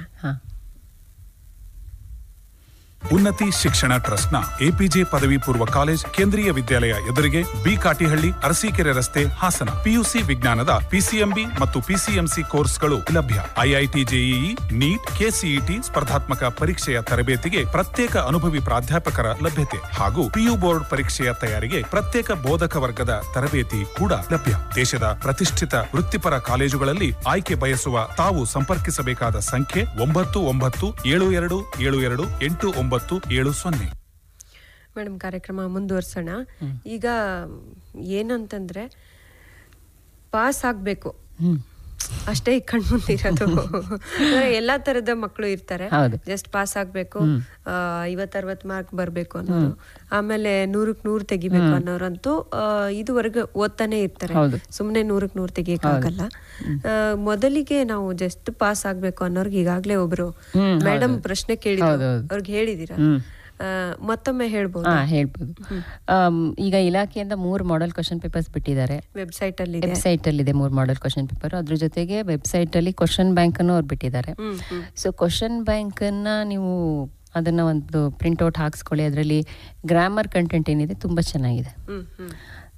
ಕ್ವಶನ್ ಪೇಪರ್ಲೂ ಕೂಡ 3 ಕ್ವಶನ್ ಪೇಪರ್ಸ್ ಏನಿದೆ ಅದರಲ್ಲಿರುವಂಥ ಗ್ರಾಮರ್ ಕಂಟೆಂಟನ್ನು ಸಾಲ್ವ್ ಮಾಡ್ತಾ ಹೋಗ್ಬೇಕು ನೀವು.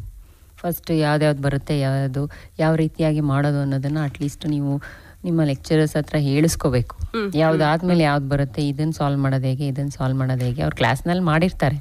ಕ್ಲಾಸಲ್ಲಿ ಮಾಡಿದ್ರು ಕೂಡ ಕ್ವಶನ್ ಪೇಪರ್ಸ್ ಸಾಲ್ವ್ ಮಾಡಲೇಬೇಕು. 1-2 ಅವರು ಕ್ವಶನ್ ಪೇಪರ್ ಸಾಲ್ವ್ ಮಾಡಿದ್ರೆ 3ನೇ ಕ್ವಶನ್ ಪೇಪರ್ ನೀವೇ ಯಾವ ರೀತಿಯಾಗಿ ಮಾಡೋದು ಅಂತ ಮಾಡ್ತಾ ಹೋದಾಗ ನಿಮಗೆ ಒಂದು ಐಡಿಯಾ ಬರುತ್ತೆ, ಈ ರೀತಿ ಬರಿಬೇಕಾಗುತ್ತೆ ಆನ್ಸರ್ಸ್ ಅಂತ.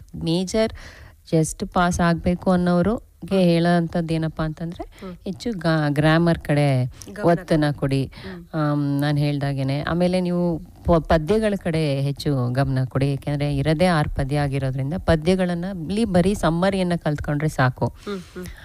ಆ ಸಮ್ಮರಿಯನ್ನೇ ಓದ್ಕೊಂಡ್ರೆ ಸಾಕು. ಅದು ಸಮ್ಮರಿನ ಪಾಯಿಂಟ್ಸ್ ವೈಸ್ ನೀವು ಕಲಿಯೋದಕ್ಕೆ ಪ್ರಯತ್ನವನ್ನ ಪಡಿ.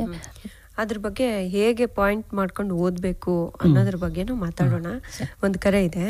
ನಮಸ್ತೆ ಮೇಡಮ್. ನಮಸ್ತೆ, ನಾನ್ ಮಾತನಾಡೋದು. ನೀವು ಅಂದ್ರೆ? ನಾನಂದ್ರೆ ಅಮ್ಮಣ್ಣಿ. ಹೇಳಿ ಅಮ್ಮಣ್ಣಿ ಅವರೇ. ಮೇಡಮ್, ತುಂಬಾ ಚೆನ್ನಾಗಿ ಬರ್ತಾ ಉಂಟು ಕಾರ್ಯಕ್ರಮ, ಕೇಳ್ತಾ ಇದ್ದೀನಿ. Thank you. ಹೇಳಿ, ಪ್ರಶ್ನೆ ಕೇಳಿ. ಮ್ಯಾಮ್, ಈಗ ನೀವು ಗ್ರಾಮರ್ ಅಲ್ಲಿ ಔಟ್ಸೈಡ್ ಇಂದ ಕ್ವಶನ್ ಬರ್ತದೆ ಅಂತ ಹೇಳಿದ್ರಲ್ಲ, ಹೌದು. ಇದ್ರಲ್ಲಿ ಈಗ ಜಂಬಲ್ಡ್ ಲೆಟರ್ಸ್ ಇರ್ತದೆ, ಅದ್ರಲ್ಲಿ ಎಷ್ಟು ಮಾರ್ಕಿಗೆ ಬರ್ತದೆ ಮತ್ತು ಅದು ಹೇಗೆ ಬರ್ಬೋದು? ಅಂದ್ರೆ ಹೊರಗಡೆ ಅಂತ ಹೇಳುವಾಗ ಎಷ್ಟಂದ್ರೂ ಕೂಡ ಮಧ್ಯದಲ್ಲಿ ಸ್ವಲ್ಪ ಪಾಠದಿಂದ ಬರಬಹುದಾ ಮೇಡಮ್? ಹೌದು ಮೇಡಮ್. ಈಗ ಕೆಲವು ಮೇನ್ಗಳನ್ನ ಪಾಠದಿಂದನಾದ್ರೂ ಕೊಡ್ಬೋದು. ಇಲ್ಲ ಇದು ಏನಾಗಿದೆ ಅಂದ್ರೆ ನಾನ್ ಟೆಕ್ಸ್ಟಲ್ಲೂ ಕೊಡ್ಬೋದು ಅಂತ ಆಗಿರೋದ್ರಿಂದ ಕೆಲವು ಮೇನ್ಗಳನ್ನ ಟೆಕ್ಸ್ಟೈಲ್ ಕೊಡ್ತಾರೆ, ಕೆಲವು ಮೇನ್ಗಳನ್ನ ನಾನ್ ಟೆಕ್ಸ್ಟೈಲ್ ಕೊಡ್ತಾರೆ. ಈಗ ಟೆಕ್ಸ್ಟೈಲ್ ಸಾಮಾನ್ಯ ಟೆಕ್ಸ್ಟ್ ಬುಕ್ಕಲ್ಲೇ ಇರೋವಂಥದ್ದನ್ನು ನಾವು ಎಕ್ಸ್ಪೆಕ್ಟ್ ಮಾಡುವಂಥದ್ದು ಈ ರಿಪೋರ್ಟ್ ದ ಫಾಲೋಯಿಂಗ್ ಕಾನ್ವರ್ಸೇಷನ್ ಅಂತ ಏನಿದೆ, ಡೈರೆಕ್ಟ್ ಇಂಡೈರೆಕ್ಟ್ ಸ್ಪೀಚು, ಅದನ್ನು ನಾವು ಎಕ್ಸ್ಪೆಕ್ಟ್ ಮಾಡ್ಬೋದು. ಅದರಲ್ಲಿ ನಾಟಕದಿಂದ ಸಾಮಾನ್ಯ ಹೆಚ್ಚು ಕೊಟ್ಟಿರುವಂಥದ್ದು ನಾಟಕದಿಂದನೇ ಕೊಟ್ಟಿರುವಂಥದ್ದು. ಡೈರೆಕ್ಟ್ ಇಂಡೈರೆಕ್ಟ್ ಸ್ಪೀಚಿಗೆ ಇಬ್ಬರು ವ್ಯಕ್ತಿಗಳ ನಡುವೆ ನಡೆಯುವಂಥ ಒಂದು ಸಂಭಾಷಣೆ. ಅದು ಬಿಟ್ಟರೆ ಮೇಡಮ್ ಎಕ್ಸ್ಪ್ರೆಷನ್ಸ್ ಅಂತ ಒಂದು ಮೇನ್ ಇದೆ, 14th ಮೇನು. ಆ ಎಕ್ಸ್ಪ್ರೆಷನ್ಸಲ್ಲೂ ಕೂಡ ಸಾಮಾನ್ಯವಾಗಿ ಟೆಕ್ಸ್ಟ್ ಬುಕ್ಕಿಂದ ಕೊಡ್ತಾರೆ. ಅದರಲ್ಲೇ ಕೊಡಬೇಕು ಅಂತ ಏನಿಲ್ಲ. ಆದರೆ ಎಲ್ಲ ಕಂಪ್ಲೀಟ್ ನಾನ್ ಟೆಕ್ಸ್ಟೈಲ್ ಕೊಡ್ತಾನೆ ಅಂತ ಅಲ್ಲ, ಎರಡನ್ನೂ ಮಿಕ್ಸ್ ಮಾಡಿ ಕೊಡ್ತಾರೆ ಮೇಡಮ್ ನಾನ್ ಟೆಕ್ಸ್ಟೈಲು. ಆದರೆ ಸಾಮಾನ್ಯವಾಗಿ ಯಾವುದು ಟೆಕ್ಸ್ಟೈಲ್ ಇರುತ್ತೆ ಅದನ್ನು ನಾವು ಹೆಚ್ಚು ಗಮನ ಇಟ್ಟು ಟೆಕ್ಸ್ಟ್ ಬುಕ್ಕಲ್ಲೇ ಓದ್ಬೋದು. ಫಾರ್ ಎಕ್ಸಾಂಪಲ್ ಪ್ಯಾಸಿವ್ ವರ್ಬ್ಸ್ ಇರ್ಬೋದು ಅಥವಾ ಎಕ್ಸ್ಪ್ರೆಷನ್ಸ್ ಇರ್ಬೋದು. ನಾನು ಹೇಳಿದಾಗೆ ಡೈರೆಕ್ಟ್ ಇಂಡೈರೆಕ್ಟ್ ಸ್ಪೀಚ್ ಏನಿದೆ ಇವುಗಳನ್ನು ಪಾಠದಿಂದ ಕೊಡ್ತಾರೆ. ಅದು ಬಿಟ್ಟು ಇನ್ನೆಲ್ಲವೂ ನಾನ್ ಟೆಕ್ಸ್ಟಲ್ಲೇ ಇದ್ದಾವೆ ಮೇಡಮ್. ಆರ್ಟಿಕಲ್ಸ್ ಇರ್ಬೋದು, ಪ್ರಿಪೋಸಿಷನ್ಸ್ ಇರ್ಬೋದು, ಜಂಬಲ್ಡ್ ಸೆಗ್ಮೆಂಟ್ಸ್ ಇರ್ಬೋದು. ಜಂಬಲ್ಡ್ ಸೆಗ್ಮೆಂಟ್ಸ್ ಪಾಠದಿಂದನೇ ಕೊಡಬೇಕು ಅಂತ ಏನಿಲ್ಲ, ನಾನ್ ಟೆಕ್ಸ್ಟೈಲ್ ಕೊಡ್ತಾರೆ. ಮತ್ತೊಂದು ಮ್ಯಾಮ್, ಇದು ಆ ಒಂದು ಚಾಪ್ಟರ್ಸ್ಗೆ ರಿಲೇಟ್ಸ್ ಆದಂತಹ ಓನ್ ಆನ್ಸರ್ ಅನ್ನು ಬರೆಯಿದ್ರೆ ಫುಲ್ ಮಾರ್ಕ್ ಸಿಗ್ತದೆ ಈಗ ಮಕ್ಕಳಿಗೆ. ಅಂದ್ರೆ ಅವರದ್ದೇ ಓನ್ ಆಗಿ ಮಾಡಿದ್ವಿ ಕ್ವಶನ್ಸ್ಗೆ ಅದೇ ರಿಲೇಟೆಡ್ ಆಗಿರುವಂತದ್ದು. ಓನ್ ಆನ್ಸರ್ಸ್ ಬರೀಬಹುದು. ಓನ್ ಆನ್ಸರ್ಸು ಟೆಕ್ಸ್ಟೈಲ್ ರಿಲೇಟೆಡ್ ಆಗೇ ಇರಬೇಕು. ಟೆಕ್ಸ್ಟ್ ಬುಕ್ಕಲ್ಲಿ ಇರೋಂಥ ಅಂಶಗಳೇನೆ ಓನ್ ಆನ್ಸರ್ಸಲ್ಲಿ ಇರಬೇಕು. ಪದಗಳ ಮೀನಿಂಗ್ ಒಂದೇ ಇರಬೇಕು, ಪದಗಳ ಬಳಕೆ ಬೇರೆ ಬೇರೆ ಇರ್ಬೋದು. ಆ ವಿಷಯ ಕಂಟೆಂಟು ಕೆಲವು ವರ್ಡ್ಸ್ಗಳೇನಿದ್ದಾವೆ ಟೆಕ್ಸ್ಟ್ ಬುಕ್ಕಲ್ಲಿರೋ ವರ್ಡ್ಸ್ಗಳನ್ನೇ ಯೂಸ್ ಮಾಡಬೇಕಾಗುತ್ತೆ ಮೇಡಮ್. ಮತ್ತೆ ಮ್ಯಾಮ್ ಇನ್ನೊಂದು ಎರಡು ಇದೆ ಮ್ಯಾಮ್. ಒಂದು ಇನ್ನೊಂದು ಏನಂದ್ರೆ ಜಸ್ಟ್ ಪಾಸ್ ಆಗುವಂತಹ ಸ್ಟೂಡೆಂಟ್ಸ್ ಇದು ಚಾಪ್ಟರ್ಸ್ ಬಿಟ್ಟು ಓನ್ಲಿ ಓಎಂಎದ್ ಕ್ವಶನ್ ಕಲಿತ್ರೆ ಸಾಕಾಗ್ತದ? ಇನ್ ಒನ್ ವರ್ಡ್ ಕ್ವಶನ್ಸಾ? ಹೌದು. ಅಲ್ಲ ಅದು ಹೇಗೆ ಅಂದ್ರೆ ಒನ್ ವರ್ಡ್ ಕ್ವಶನ್ಸ್ ಬರೀ ಒನ್ ವರ್ಡ್ ಕ್ವಶನ್ಸ್ ಅಂತಲ್ಲ, 2 ಮಾರ್ಕ್ ಇದೆಲ್ಲ ಬರ್ತದಲ್ಲ.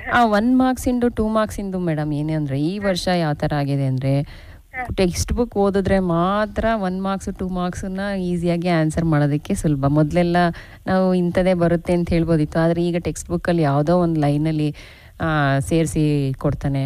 ಹಾಗಾಗಿ ಟೆಕ್ಸ್ಟ್ ಬುಕ್ ಮೇಲೇ ನೀವು ಹೆಚ್ಚು ಓದಿದ್ರೆ, ಟೆಕ್ಸ್ಟ್ ಬುಕ್ ಓದಿದ್ರೆ 1 ಮಾರ್ಕ್ಸ್ 2 ಮಾರ್ಕ್ಸು ಆನ್ಸರ್ ಮಾಡೋಕ್ಕೆ ಸುಲಭ ಆಗುತ್ತೆ. ಬಟ್ ಆದಷ್ಟು 2 ಮಾರ್ಕ್ಸಿನ ಪ್ರಶ್ನೆಗಳೇನಿದೆ ಅದಕ್ಕೆ ಪಾಠದಲ್ಲಿ any 2 related. For example voter ಪಾಠ ಅಂತ ಒಂದಿದೆ, ಅದರಲ್ಲಿ what are the 2 political parties ಅಂತ ಕೇಳ್ಬೋದು. 2 ಪೊಲಿಟಿಕಲ್ ಪಾರ್ಟಿ ಇದಾವೆ ಅದರಲ್ಲಿ, ಯಾವುದು PAP ಪಕ್ಷ ಮತ್ತು POP ಪಕ್ಷ. ಆ ಥರ 2 ಇರೋವಂಥ ಎಲ್ಲ ಪಾಠದಲ್ಲೂ ಒಂದು ಆ ಥರದ್ದು 2 ವಿಷಯ, 2 ಪದಗಳು ಅಥವಾ 2 ವಿಷಯ ಇರುವಂಥದ್ದು ಇರುತ್ತೆ.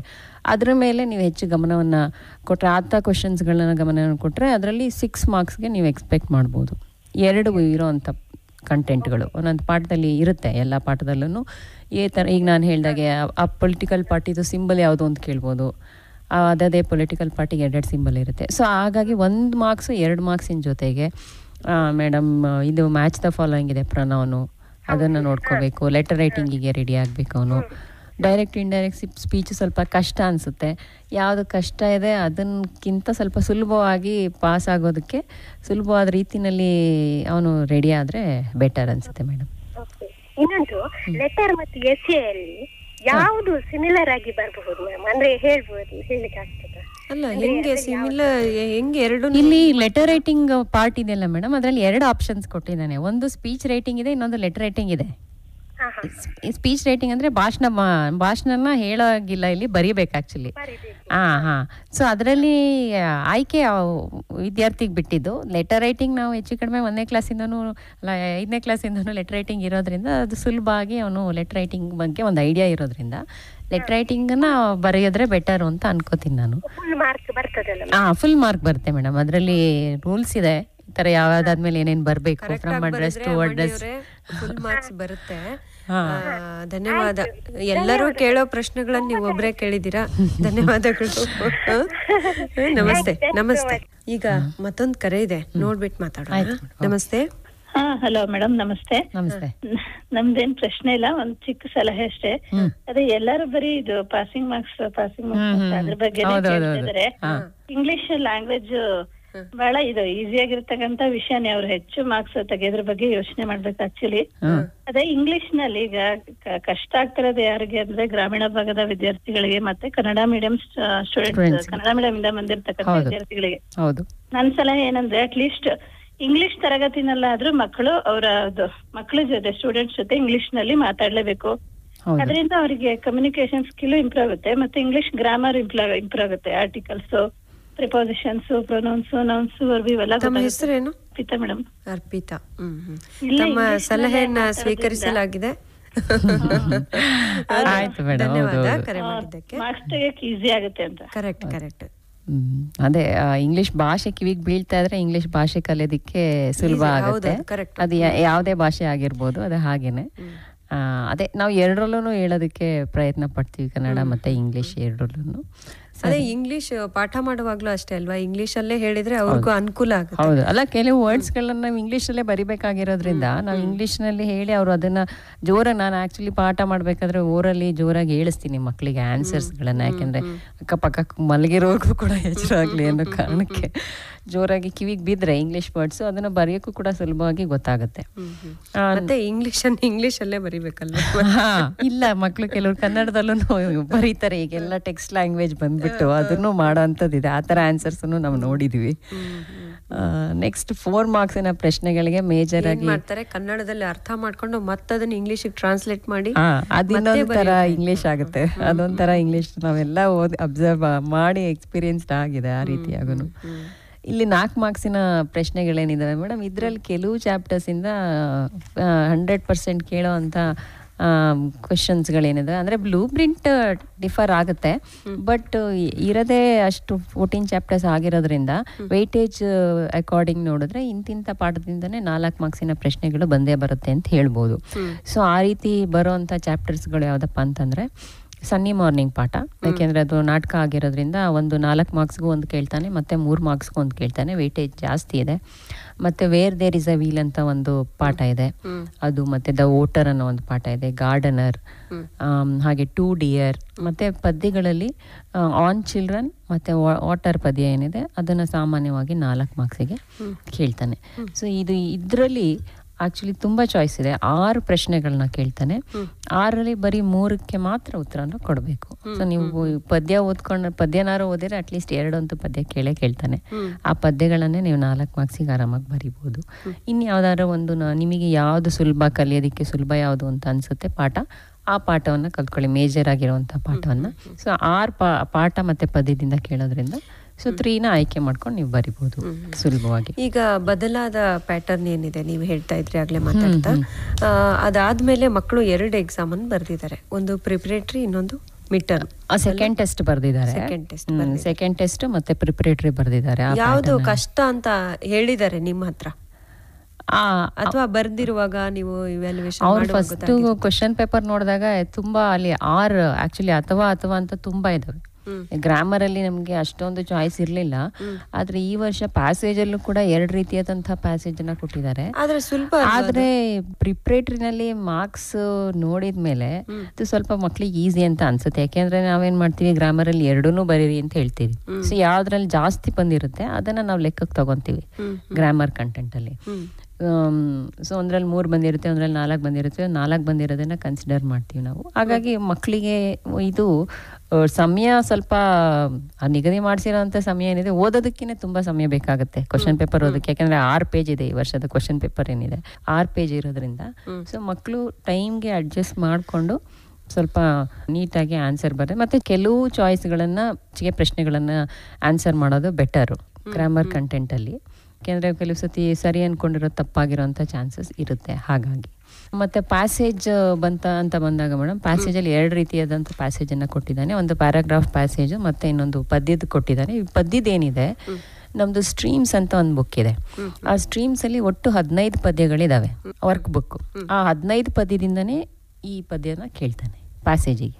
ಆದರೆ ಪ್ಯಾರಾಗ್ರಾಫ್ ಆ ರೀತಿ ಅಲ್ಲ, ಯಾವ ಪ್ಯಾರಾಗ್ರಾಫ್ ಬೇಕಾದರೂ ಅವ್ನು ಕೇಳ್ಬೋದು. ಆದರೆ ಪದ್ಯದಲ್ಲಿ ಮಾತ್ರ ಆ ವರ್ಕ್ ಬುಕ್ಕಲ್ಲಿ ಇರೋವಂಥ 15 ಪದ್ಯನೇ ಕೇಳೋವಂಥದ್ದು, ಅದರ ಮೇಲೇ ಪ್ರಶ್ನೆಗಳನ್ನು ಸೆಟ್ ಮಾಡೋವಂಥದ್ದು. ವಿದ್ಯಾರ್ಥಿಗಳು ಬೇಕಾದರೆ ಆ ವರ್ಕ್ ಬುಕ್ಕಲ್ಲಿ ಇರುವಂಥ 15 ಪದ್ಯಗಳನ್ನು ನೋಡಿಕೊಂಡ್ರೆ ಅದರಲ್ಲಿರುವಂಥ ಕ್ವಶನ್ಸ್ಗಳಿಗೆ ರೆಡಿ ಆದರೆ ಅದು ಕೂಡ ಈಸಿನೇ, ಪದ್ಯನೂ ಕೂಡ ಈಸಿನೇ.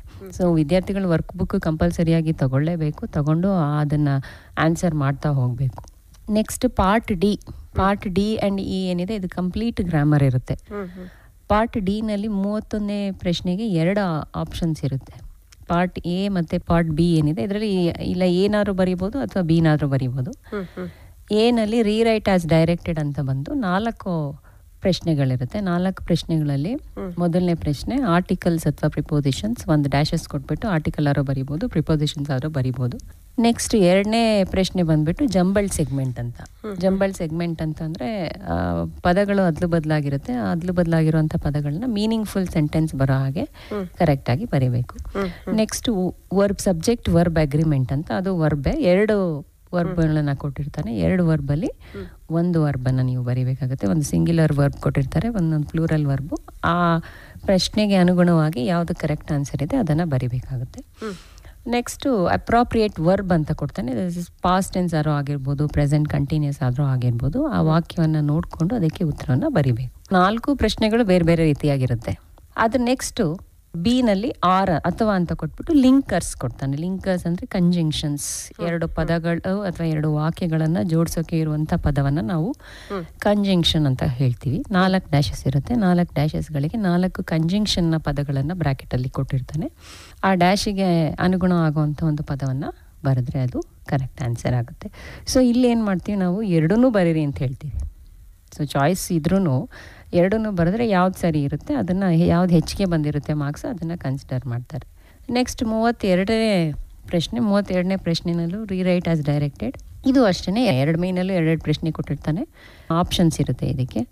ಮೊದಲನೇದು ಕ್ವೆಶನ್ ಫಾರ್ಮ್ಸಲ್ಲಿ 3 ರೀತಿಯಾದಂಥ ಕ್ವೆಶನ್ ಫಾರ್ಮ್ಸ್ ಇದೆ. ಒಂದು ಕ್ವೆಶನ್ ಟ್ಯಾಗು, ಇನ್ನೊಂದು WH ಕ್ವೆಶನ್ ಅಂತ, ಇನ್ನೊಂದು ಡೂ ಫಾರ್ಮ್ ಕ್ವೆಶನ್ಸ್ ಅಂತ. ಈ 3 ಫಾರ್ಮ್ಸಲ್ಲಿ 2 ಕೊಡ್ತಾನೆ, ಯಾವುದಾದ್ರು 2.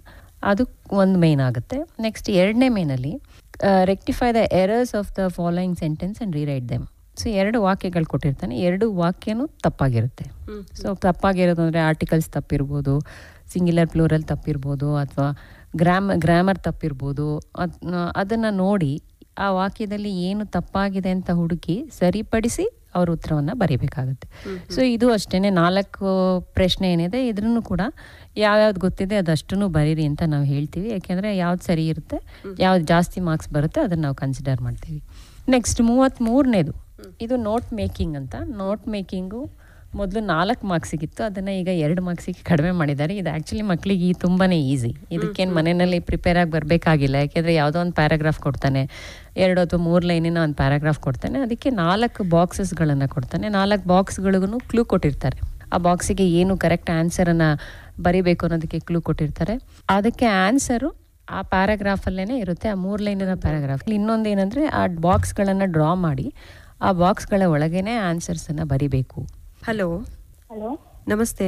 ನಮಸ್ತೆ ಮೇಡಮ್, ನಾವು ಅಬ್ರೆ PU ಕಾಲೇಜಿಂದ ಧನ್ಯ ಅಂತ. ಪ್ರಶ್ನೆ ಕೇಳಿದ್ದೇನೆ ಮೇಡಮ್. ಮೊದಲು ಪೇಪರ್ ಅಲ್ಲಿ 4 ಮತ್ತೆ 6 ಮಾರ್ಕ್ಸ್ ಕ್ವಶನ್ ಕೇಳ್ತಿದ್ರು. ಹೌದು. ಈಗ 2 ಮತ್ತೆ 3 ಮತ್ತೆ 4 ಮಾರ್ಕ್ಸ್ ಕ್ವಶನ್ ಇರೋದ್ರಿಂದ 3 ಮಾರ್ಕ್ಸ್ ಎಷ್ಟು ಬರಿಬೇಕು ಅನ್ನೋದು ಗೊತ್ತಾಗ್ತಿಲ್ಲ ಮೇಡಮ್.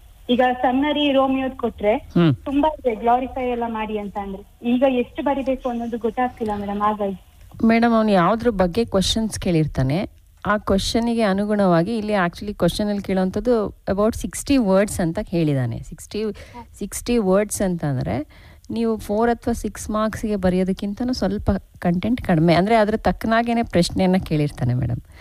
ಈಗ ರೋಮಿಯೋ ಬಗ್ಗೆ ಕೇಳಿದ್ರೆ ಅದಕ್ಕೆ ಆರಾಮಾಗಿ 3 ಮಾರ್ಕ್ಸಿಗೆ ಬರಿಬೋದು. Romeo express is love for Juliet ಅನ್ನೋದನ್ನು ಏನಿದೆ ಅದನ್ನು, ಅಥವಾ ನಾವು write a note on Navadhanya farm ಅಂತ ಕೇಳ್ತಾನೆ. ಅದ್ರ ಬಗ್ಗೆನೇ ಬರೀ 60 ವರ್ಡ್ಸ್ಗಳಲ್ಲಿ, ಅಂದರೆ ವರ್ಡ್ಸ್ಗಳನ್ನ ಹೇಳ್ಸೋಕ್ಕಾಗಲ್ಲ ಆಬ್ವಿಯಸ್ಲಿ, ಬಟ್ 3 ಮಾರ್ಕ್ಸಿಗೆ ತುಂಬ ಲೆಂತಿಯಾಗಿ ಆನ್ಸರ್ನ ಬರೆಯೋದಕ್ಕೆ ಹೋಗೋ ಅವಶ್ಯಕತೆ ಇಲ್ಲ ಮೇಡಮ್. ಮೇಡಮ್ ಅದು ತುಂಬಾ ಇರುತ್ತಲ್ಲ, ಈಗ ರೋಮಿಯೋದು ಗ್ಲಾರಿಫೈ ಕೇಳಿದ್ರೆ ತುಂಬಾ ಬರೆಯೋದು ಇರುತ್ತೆ, ಅದು 4 ಮಾರ್ಕ್ಸಿಗೆ ಕೇಳ್ತಾರೆ ಆ ತರ. ಅಂದ್ರೆ ಎಷ್ಟು ಸಾಲಲ್ಲಿ ಬರಿಬೇಕು ಹಾಗೆ ಅಲ್ಲಿ ಪರ್ಟಿಕ್ಯುಲರ್ ಆಗಿ ಸಾಲುಗಿಂತನೂ ಕಂಟೆಂಟ್ ಇಂಪಾರ್ಟೆಂಟ್ ಆಗುತ್ತೆ ಮೇಡಮ್. ಆ ರೋಮಿಯೋ ವಿಷಯದಲ್ಲಿ ಬರುವಂಥ ಕಂಟೆಂಟ್ ಅಷ್ಟೂ ನೀವು ಬರೀಲೇಬೇಕಾಗುತ್ತೆ. ಅದನ್ನು ಅನ್ನೆಸೆಸರಿಯಾಗಿ ಪೇಜ್ ಗಟ್ಟಲೆ ಬರೆಯೋ ಅವಶ್ಯಕತೆ ಇಲ್ಲ. ಅದಕ್ಕೆ ಎಷ್ಟು ಅಂಶಗಳು, ಆನ್ಸರ್ಸ್ ಏನಿದೆ, ಆನ್ಸರ್ ಪಾಯಿಂಟ್ಸ್ ಏನಿದೆ, ಆ ಪಾಯಿಂಟ್ಸನ್ನು ಬರೀಲೇಬೇಕಾಗುತ್ತೆ. Thank you madam. Okay. 34th question, report the following conversation. So report the following ವಿದ್ಯಾರ್ಥಿಗಳಿಗೆ ಸ್ವಲ್ಪ ಕಷ್ಟ ಅಂತ ಅನಿಸೋವಂಥದ್ದು. ಹಾಗೆ ಏನು scoring out of out score ಮಾಡೋವಂಥ ಮಕ್ಕಳೇನಿದ್ದಾರೆ ಅವರಿಗೆ ಈ ಒಂದು ರಿಪೋರ್ಟ್ ದ ಫಾಲೋಯಿಂಗ್ ಕಾನ್ವರ್ಸೇಷನ್ ಇದೆ, ಇದು ಕರೆಕ್ಟಾಗಿ ಪರ್ಫೆಕ್ಟಾಗೇ ಬರೀಬೇಕು. Direct and indirect speech. ಇರೋ ಗ್ರಾಮರಲ್ಲಿ ಸ್ವಲ್ಪ ಕಷ್ಟ ಅಂತ ಅನಿಸೋ ಗ್ರಾಮರ್ ಯಾವುದಪ್ಪ ಅಂದರೆ ಇದೇನೆ, ಈ ಒಂದು ಪಾರ್ಟು. ಇದು 5 ಮಾರ್ಕ್ಸಿಗೆ ಕೊಡ್ತಾನೆ. ಈ 5 ಮಾರ್ಕ್ಸಿಗೆ ಕೊಡೋವಂಥ ಗ್ರಾಮರು ಸಾಮಾನ್ಯವಾಗಿ ಸನ್ನಿ ಮಾರ್ನಿಂಗ್ ಪಾಠದಿಂದ ಹೆಚ್ಚು ಕೊಟ್ಟಿದ್ದಾನೆ ಇಲ್ಲಿವರೆಗೂ. ಅದನ್ನೇ ಕೊಡ್ತಾನೆ ಅಂತ ಏನಿಲ್ಲ, ಬೇರೆ ಪಾಠದಿಂದನೂ ಕೊಡ್ಬೋದು.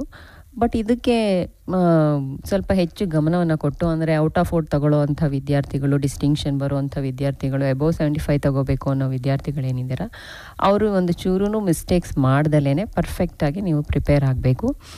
ಇನ್ನು ಬೇರೆ ಮಕ್ಕಳು ಕೂಡ ಎಷ್ಟು ಪ್ರಯತ್ನ ಪಟ್ಟು ಎಷ್ಟು ಬರಿಬೋದು ಅಷ್ಟನ್ನು ನೀವು ಬರೀರಿ. ಅದರಲ್ಲಿ ಹೇಗೆ ಅಂತಂದರೆ ಆ ಪಾಯಿಂಟ್ಸ್ಗಳನ್ನು ನೋಡಿಕೊಂಡು 1 ಮಾರ್ಕು, 2 ಮಾರ್ಕ್ಸ್, 3 ಮಾರ್ಕ್ಸ್, 5 ಮಾರ್ಕ್ಸ್ವರೆಗೂ ನಾವು ಮಾರ್ಕ್ಸ್ಗಳನ್ನು ಇದಕ್ಕೆ ಕೊಡ್ತೀವಿ. Next, complete the following dialogue. So ಇದು ಡೈಲಾಗ್ ರೈಟಿಂಗು 3 ಮಾರ್ಕ್ಸಿಗೆ ಇರುತ್ತೆ. ಡೈಲಾಗ್ ರೈಟಿಂಗ್ ಯಾವಾಗಲೂ ಇಬ್ಬರು ವ್ಯಕ್ತಿಗಳ ನಡುವೆ ಸಂಭಾಷಣೆ ಇರೋವಂಥದ್ದನ್ನು ಕೊಡ್ತಾನೆ. ಆ ಇಬ್ಬರು ವ್ಯಕ್ತಿಗಳ ನಡುವೆ ಸಂಭಾಷಣೆ ಇರೋವಂಥದ್ದು ಏನಿದೆ ಅದಕ್ಕೆ ಅವನು ಕ್ಲೂನು ಕೂಡ ಕೊಟ್ಟಿರ್ತಾನೆ, ಒಂದು ಇನ್ಸಿಡೆಂಟ್ ಕೊಡ್ತಾನೆ. ಆ ಇನ್ಸಿಡೆಂಟ್ ಮೇಲೆ ಆ ಕ್ಲೂನ ನೋಡಿಕೊಂಡು ಮಾತನಾಡೋವಂಥದ್ದು, ಇಬ್ಬರು ಫ್ರೆಂಡ್ಸ್ ಮೀಟ್ ಮಾಡಿದಾಗ ಯಾವ ರೀತಿ ಮಾತನಾಡೋವಂಥದ್ದು, ಅಥವಾ ಟೀಚರ್ ಮತ್ತು ಸ್ಟೂಡೆಂಟ್ ಯಾವ ರೀತಿಯಾಗಿ ಮಾತಾಡ್ತಾರೆ, ಯಾವ ವಿಷಯವಾಗಿ ಮಾತಾಡ್ತಾರೆ ಅನ್ನೋದನ್ನು 3 ಡ್ಯಾಶಸ್ಸನ್ನು ಕೊಟ್ಟಿರ್ತಾರೆ. ಆ ಇಡೀ ಡೈಲಾಗನ್ನು ನೀವು ಓದಿದ್ರೆ ಅವ್ರು ಯಾವುದ್ರ ಬಗ್ಗೆ ಮಾತಾಡ್ತಿದ್ದಾರೆ ಅಂತ ನಿಮಗೆ ಗೊತ್ತಾಗುತ್ತೆ. ಸೊ ಇದರಲ್ಲಿ ಮೇಜರಾಗಿ ಸಾಮಾನ್ಯ ಫಸ್ಟ್ ಲೈನು ಗ್ರೀಟಿಂಗ್ ಅಂತ ಕೊಡ್ತಾನೆ. ಗ್ರೀಟಿಂಗ್ ಅಂತ ಕೊಟ್ಟಾಗ ಗುಡ್ ಮಾರ್ನಿಂಗ್ ಅಂತ ಹೇಳೋವಂಥದ್ದು, ಹೌ ಆರ್ ಯು ಅಂತ ಹೇಳೋವಂಥದ್ದು. ಸೊ ನೀವು ಬರೀ ಗುಡ್ ಮಾರ್ನಿಂಗ್ ಅಂತ ಬರೆದ್ರೆ ನಿಮಗೆ 1 ಮಾರ್ಕ್ಸ್ ಸಿಗುತ್ತೆ. ಸೊ ಈ ಒಂದು ಪಾರ್ಟ್ ಏನಿದೆ, ಕಂಪ್ಲೀಟ್ ದ ಡೈಲಾಗ್ ಪಾರ್ಟ್ ಏನಿದೆ, ಇದು ಸಾಮಾನ್ಯವಾಗಿ ಈಸಿ ಇರುತ್ತೆ. ಮಕ್ಕಳು ಈಸಿಯಾಗಿ ಸ್ಕೋರ್ ಮಾಡುವಂಥ ಒಂದು ಜಾಗ ಏನಿದೆ ಇದು. ಅದೇ ಜಸ್ಟ್ ಪಾಸ್ ಆಗಬೇಕು, ರೂರಲ್ ಸೈಡ್ ಮಕ್ಕಳು ಏನು ಫೋನಲ್ಲಿ ಹೇಳಿದ್ರು ಅಂಥ ಮಕ್ಕಳು ಈ ಒಂದು ಡೈಲಾಗ್ ರೈಟಿಂಗ್ ಏನಿದೆ ಇದನ್ನು ಗಮನ ಇಟ್ಟು ಹೆಚ್ಚು ಅಭ್ಯಾಸ ಮಾಡಿದ್ರೆ ಈಸಿಯಾಗಿ ಮಾರ್ಕ್ಸನ್ನು ಅವ್ರು ತೊಗೋಬೋದು. Next last part, that is letter writing part. 36ನೇ ಪ್ರಶ್ನೆ ಇದು, ಪಾರ್ಟ್ ಇನಲ್ಲಿ ಬರುವಂಥದ್ದು. ಇದಕ್ಕೆ 2 ಚಾಯ್ಸ್ಗಳಿರುತ್ತೆ. 5 ಮಾರ್ಕ್ಸಿನ 2 ಚಾಯ್ಸ್ ಇರುತ್ತೆ. ಒಂದು letter writing. So letter writing ಯಾವ ರೀತಿಯಾದಂಥ ಲೆಟರ್ ರೈಟಿಂಗ್ ಅಂತಂದರೆ ಇದು job application. So job application ಅಂತಂದಾಗ ಒಂದು ಯಾವ್ದಾದ್ರು ಒಂದು ಕೆಲಸ ಖಾಲಿ ಇರೋವಂಥದ್ದನ್ನು ಅವನೇ ಕ್ವಶನಲ್ಲಿ ಕೊಟ್ಟಿರ್ತಾನೆ. ಆ ಕೆಲಸ ಖಾಲಿ ಇರೋವಂಥ ಒಂದು ವಿಷಯನ ಯಾವ್ದಾದ್ರು ಒಂದು ನ್ಯೂಸ್ ಪೇಪರಲ್ಲಿ ಆರ್ಟಿಕಲ್ ಬಂದಿರುತ್ತೆ, ಇಂಥ ಡೇಟಲ್ಲಿ ಬಂದಿರುತ್ತೆ ಅನ್ನೋದನ್ನು ಪ್ರಶ್ನೆನಲ್ಲಿ ಕೊಟ್ಟಿರ್ತಾನೆ. ಒಂದು ಇಂಗ್ಲೀಷ್ ನ್ಯೂಸ್ ಪೇಪರನ್ನು ಕೊಟ್ಟು ದ ಇಂಡಿಯನ್ ಎಕ್ಸ್ಪ್ರೆಸ್ಸು ಅಥವಾ ದ ಹಿಂದೂ ಅಂತ ಕೊಟ್ಟಿರ್ತಾನೆ. ಅದ್ರ ಜೊತೆಗೆ ಆ ಬಂದಿರೋವಂಥ ಅಡ್ವರ್ಟೈಸ್ಮೆಂಟ್ ಬಂದಿರೋವಂಥ ಡೇಟನ್ನು ಅವನೇ ಕೊಟ್ಟಿರ್ತಾನೆ. ಸೊ ಆ ಡೇಟನ್ನ ಕೊಟ್ಟು ಒಂದು ಅಡ್ರೆಸ್ ಕೊಟ್ಟಿರ್ತಾನೆ, ಇಂಥ ಅಡ್ರೆಸ್ಸಿಗೆ ನೀವು ಪತ್ರವನ್ನು ಬರೀಬೇಕು ಅಂತ. ಸೊ 2 ಅಡ್ರೆಸ್ ಕ್ವಶನ್ ಪೇಪರಲ್ಲೇ ಇರುತ್ತೆ. ಹಾಗೆ ಅವನೇ ಹೇಳ್ತಾನೆ write XXX for name and YYY for address ಅಂತ. So that is from address. ಯಾವುದೇ ಜಾಬ್ ಅಪ್ಲಿಕೇಶನ್ ಕೊಟ್ರು ಫ್ರಮ್ ಅಡ್ರೆಸ್ ಅದೇ ಇರುತ್ತೆ. 2 ಅಡ್ರೆಸ್ನ ಕ್ವಶನ್ ಪೇಪರಲ್ಲೇ ಇರುತ್ತೆ. ಮತ್ತು ಡೇಟ್ ಅವನು ಏನು ಕೊಟ್ಟಿರ್ತಾನೆ ಆ ಡೇಟನ್ನಾದ್ರೂ ಹಾಕ್ಬೋದು, ಅದರ ನೆಕ್ಸ್ಟ್ ದಿನದ ಡೇಟನ್ನಾದರೂ ಹಾಕ್ಬೋದು. ಅದಾದಮೇಲೆ ಅವನು ಕ್ವಾಲಿಫಿಕೇಷನ್ ಕೊಟ್ಟಿರ್ತಾನೆ, ಆ ಕೆಲಸಕ್ಕೆ ಅರ್ಹನಾಗಿರುವಂಥ ಒಂದು ಕ್ವಾಲಿಫಿಕೇಷನ್ ಇರುತ್ತೆ. ಸೊ ಎಲ್ಲ ಲೆಟರ್ ರೈಟಿಂಗಿನ ರೂಲ್ಸ್ಗಳನ್ನು ಫಾಲೋ ಮಾಡೋ ರೀತಿಯಲ್ಲೇ ಇವರು 8th, 9th, 10th same letter ರೈಟಿಂಗನ್ನು ಬರ್ಕೊಂಬಂದಿರ್ತಾರೆ ಅದೇ ಪ್ಯಾಟರ್ನಲ್ಲಿ. ಒಂದು ಡಿಫ್ರೆಂಟ್ ಥಿಂಗ್ ಏನಪ್ಪ ಅಂತಂದರೆ ಯಾವ ಪೇಪರಲ್ಲಿ ಬಂದಿದೆ ಅದರ ರೆಫರೆನ್ಸನ್ನು ಬರಿಬೇಕಾಗುತ್ತೆ. ಅದ್ರ ಜೊತೆಗೆ ಪತ್ರ ಎಲ್ಲ ಮುಗಿದ ಮೇಲೆ ಲಾಸ್ಟಿಗೆ ಇದು ಕೆಲಸಕ್ಕೆ ಅರ್ಜಿ ಹಾಕುವಂಥ ಒಂದು ಲೆಟರ್ ಆಗಿರೋದ್ರಿಂದ ಬಯೋಡೇಟಾವನ್ನು ಬರೀಲೇಬೇಕಾಗುತ್ತೆ ಕಂಪಲ್ಸರಿಯಾಗಿ. ರೆಸ್ಯೂಮ್ ಬಯೋಡೇಟಾ ಅಂತಂದರೆ ಆ ವ್ಯಕ್ತಿಯ ಸಂಪೂರ್ಣ ಮಾಹಿತಿ. ಸೊ ಓದಿರೋ ಅಂಥದ್ದಾಗಿರ್ಬೋದು, ಕ್ವಾಲಿಫಿಕೇಷನ್ ಆಗಿರ್ಬೋದು, ಅಥವಾ ಹಾಬೀಸ್ ಬಗ್ಗೆ ಆಗಿರ್ಬೋದು, ಅಥವಾ ನೇಮು, ಅಡ್ರೆಸ್ಸು ಮತ್ತು ಫಾದರ್ ನೇಮು. ಸೊ ಒಂದು 10 ಡೀಟೇಲ್ಸನ್ನು ಬಯೋಡೇಟಾದಲ್ಲಿ ರೆಸ್ಯೂಮ್ನಲ್ಲಿ ಬರೀಬೇಕಾಗುತ್ತೆ. ನೆಕ್ಸ್ಟು ಅದಕ್ಕೆ ಚಾಯ್ಸ್ ಇರೋವಂಥದ್ದು ಯಾವುದಪ್ಪ ಅಂತಂದರೆ ಸ್ಪೀಚ್ ರೈಟಿಂಗ್. ಸೊ ಈ ಒಂದು ಸ್ಪೀಚ್ ರೈಟಿಂಗ್ ಏನಿದೆ ಭಾಷಣವನ್ನು ಬರಿಬೇಕು. ಈ ಸ್ಪೀಚ್ ರೈಟಿಂಗು ನಿಮ್ಮ ಕಾಲೇಜ್ನಲ್ಲಿ ನಡೆಯುವಂಥ ಒಂದು ಪ್ರೋಗ್ರಾಮ್ ಆಗಿರುತ್ತೆ. ಈ ಪ್ರೋಗ್ರಾಮ್ನಲ್ಲಿ ಚೀಫ್ ಗೆಸ್ಟನ್ನು ಇಂಟ್ರೊಡ್ಯೂಸ್ ಮಾಡೋವಂಥ ಒಂದು ಭಾಷಣವನ್ನು ಅವ್ರು ಕೊಡ್ತಾರೆ, ಅಥವಾ ಯಾವ್ದಾರ ಒಂದು ವಿಷಯದ ಬಗ್ಗೆ ಮಾತಾಡಿ ಅಂತ ಹೇಳ್ಬೋದು. ಇಕೋ ಕ್ಲಬ್ ಬಗ್ಗೆ ಮಾತಾಡೋವಂಥದ್ದಾಗಿರ್ಬೋದು, ರೋಡ್ ಸೇಫ್ಟಿ ಅವನೇ ಟಾಪಿಕನ್ನು ಕೊಟ್ಟಿರ್ತಾನೆ, ರೋಡ್ ಸೇಫ್ಟಿ ಬಗ್ಗೆ ಮಾತಾಡೋವಂಥದ್ದಾಗಿರ್ಬೋದು. ಹಾಗೆ ಈ ರೀತಿಯಾದಂಥ ಒಂದು ಟಾಪಿಕ್ಗಳಲ್ಲಿ ಸೊ ಇದನ್ನು ಮಾತಾಡಬೇಕಾದ್ರೆ ಸ್ಟೂಡೆಂಟು ಒಂದು ಕಾಲೇಜ್ ಫಂಕ್ಷನಲ್ಲಿ ಯಾವ ರೀತಿಯಾಗಿ ಭಾಷಣವನ್ನು ಸ್ಟಾರ್ಟ್ ಮಾಡ್ತಾನೆ, ಅಲ್ಲಿ ಇರುವಂಥ ಗೆಸ್ಟ್ಗಳಿಗೆ ಅಡ್ರೆಸ್ ಮಾಡುವಂಥದ್ದು. So respected lecturers, honourable chief guest, respected principal. So ಈ ರೀತಿಯಾಗಿ ಫಸ್ಟ್ ಲೈನಿಂದ ಸ್ಟಾರ್ಟ್ ಮಾಡ್ತಾ ಹೋಗಬೇಕು. ಆಮೇಲೆ ಮಾಹಿತಿ ಏನನ್ನು ಹೇಳಬೇಕು ಅನ್ನೋದಕ್ಕೆ ಯೂಸ್ ದ ಫಾಲೋಯಿಂಗ್ ಇನ್ಫಾರ್ಮೇಷನ್ ಅಂದ್ಬಿಟ್ಟು ಒಂದು ಕ್ವಶನಲ್ಲೇ ಒಂದಷ್ಟು ಪಾಯಿಂಟ್ಸ್ಗಳನ್ನು ಇನ್ಫಾರ್ಮೇಷನನ್ನು ಕೊಟ್ಟಿರ್ತಾನೆ. ಆ ಇನ್ಫಾರ್ಮೇಷನ್ಸನ್ನೇ ಏನು ಮಾಡಬೇಕು, ಎಲಾಬ್ರೇಟ್ ಮಾಡ್ತಾ ಹೋಗಿ ಲಾಸ್ಟಿಗೆ I thank you one and all, so ಮಾತಾಡೋದಕ್ಕೆ ಅವಕಾಶ ಮಾಡಿಕೊಂಡಂತಹ ಅನ್ನೋ ಲೈನ್ಸನ್ನು ಕೂಡ ಸೇರಿಸ್ಬೇಕು. ಸೊ 5 ಮಾರ್ಕ್ಸಿಗೆ ಎಷ್ಟು ಆಗಬೇಕೋ ಅಷ್ಟನ್ನ ಸ್ಪೀಚ್ ರೈಟಿಂಗಲ್ಲಿ ಬರೀಬೇಕಾಗುತ್ತೆ. ಸೊ ಇದರಲ್ಲಿ ಈಸಿಯರ್ ಪಾರ್ಟ್, ಮಕ್ಕಳಿಗೂ ಕೂಡ ಈಸಿಯರ್ ಪಾರ್ಟ್ ಯಾವುದಪ್ಪ ಅಂತಂದರೆ ಆಯ್ಕೆ ಮಾಡ್ಕೊಳ್ಳೋದಾಗಿರೋದ್ರಲ್ಲಿ ಲೆಟರ್ ಆಫ್ ಅಪ್ಲಿಕೇಶನ್ ಏನಿದೆ ದಟ್ ಈಸ್ ವೆರಿ ಈಸಿ. ಯಾಕೆ ಅಂತಂದರೆ ನಾನು ಹೇಳಿದಾಗೆ 8ಇಂದನೂ ಅವರು ಲೆಟರ್ ರೈಟಿಂಗನ್ನು ಬರ್ಕೊಂಡು ಬಂದಿರ್ತಾರೆ. ಮತ್ತು ಪಾಯಿಂಟ್ಸ್ ವೈಸ್ ಬರೆಯೋದ್ರಿಂದ ಈಸಿಯಾಗಿ 5ಕ್ಕೆ 5 ಮಾರ್ಕ್ಸನ್ನು ಅವರು ಲೆಟರ್ ರೈಟಿಂಗಲ್ಲಿ ಆರಾಮಾಗಿ ತೊಗೋಬೋದು ಕಂಪೇರ್ಡ್ ಟು ಸ್ಪೀಚ್ ರೈಟಿಂಗ್. ಇನ್ನು ಓವರಾಲ್ ಸಬ್ಜೆಕ್ಟನ್ನು ತಗೊಳ್ಳೋದಾದರೆ ಕ್ವಶನ್ ಪೇಪರ್ ಮಾತ್ರ ಒಂದು ಶೀಟ್ ಎಕ್ಸ್ಟ್ರಾ ಮಾಡಿದ್ದಾರೆ ಹೊರತು ಮಕ್ಕಳಿಗೆ ಸ್ಕೋರ್ ಮಾಡೋದಕ್ಕೆ ಈಸಿ ಇದೆ. ಮತ್ತು 80ಗೆ 80 ಸ್ಕೋರ್ ಮಾಡೋ ಅಂಥದ್ದು ಇಂಗ್ಲೀಷ್ನಲ್ಲಿ ಏನಿದೆ ಇಟ್ ಈಸ್ ವೆರಿ ಚಾಲೆಂಜಿಂಗ್.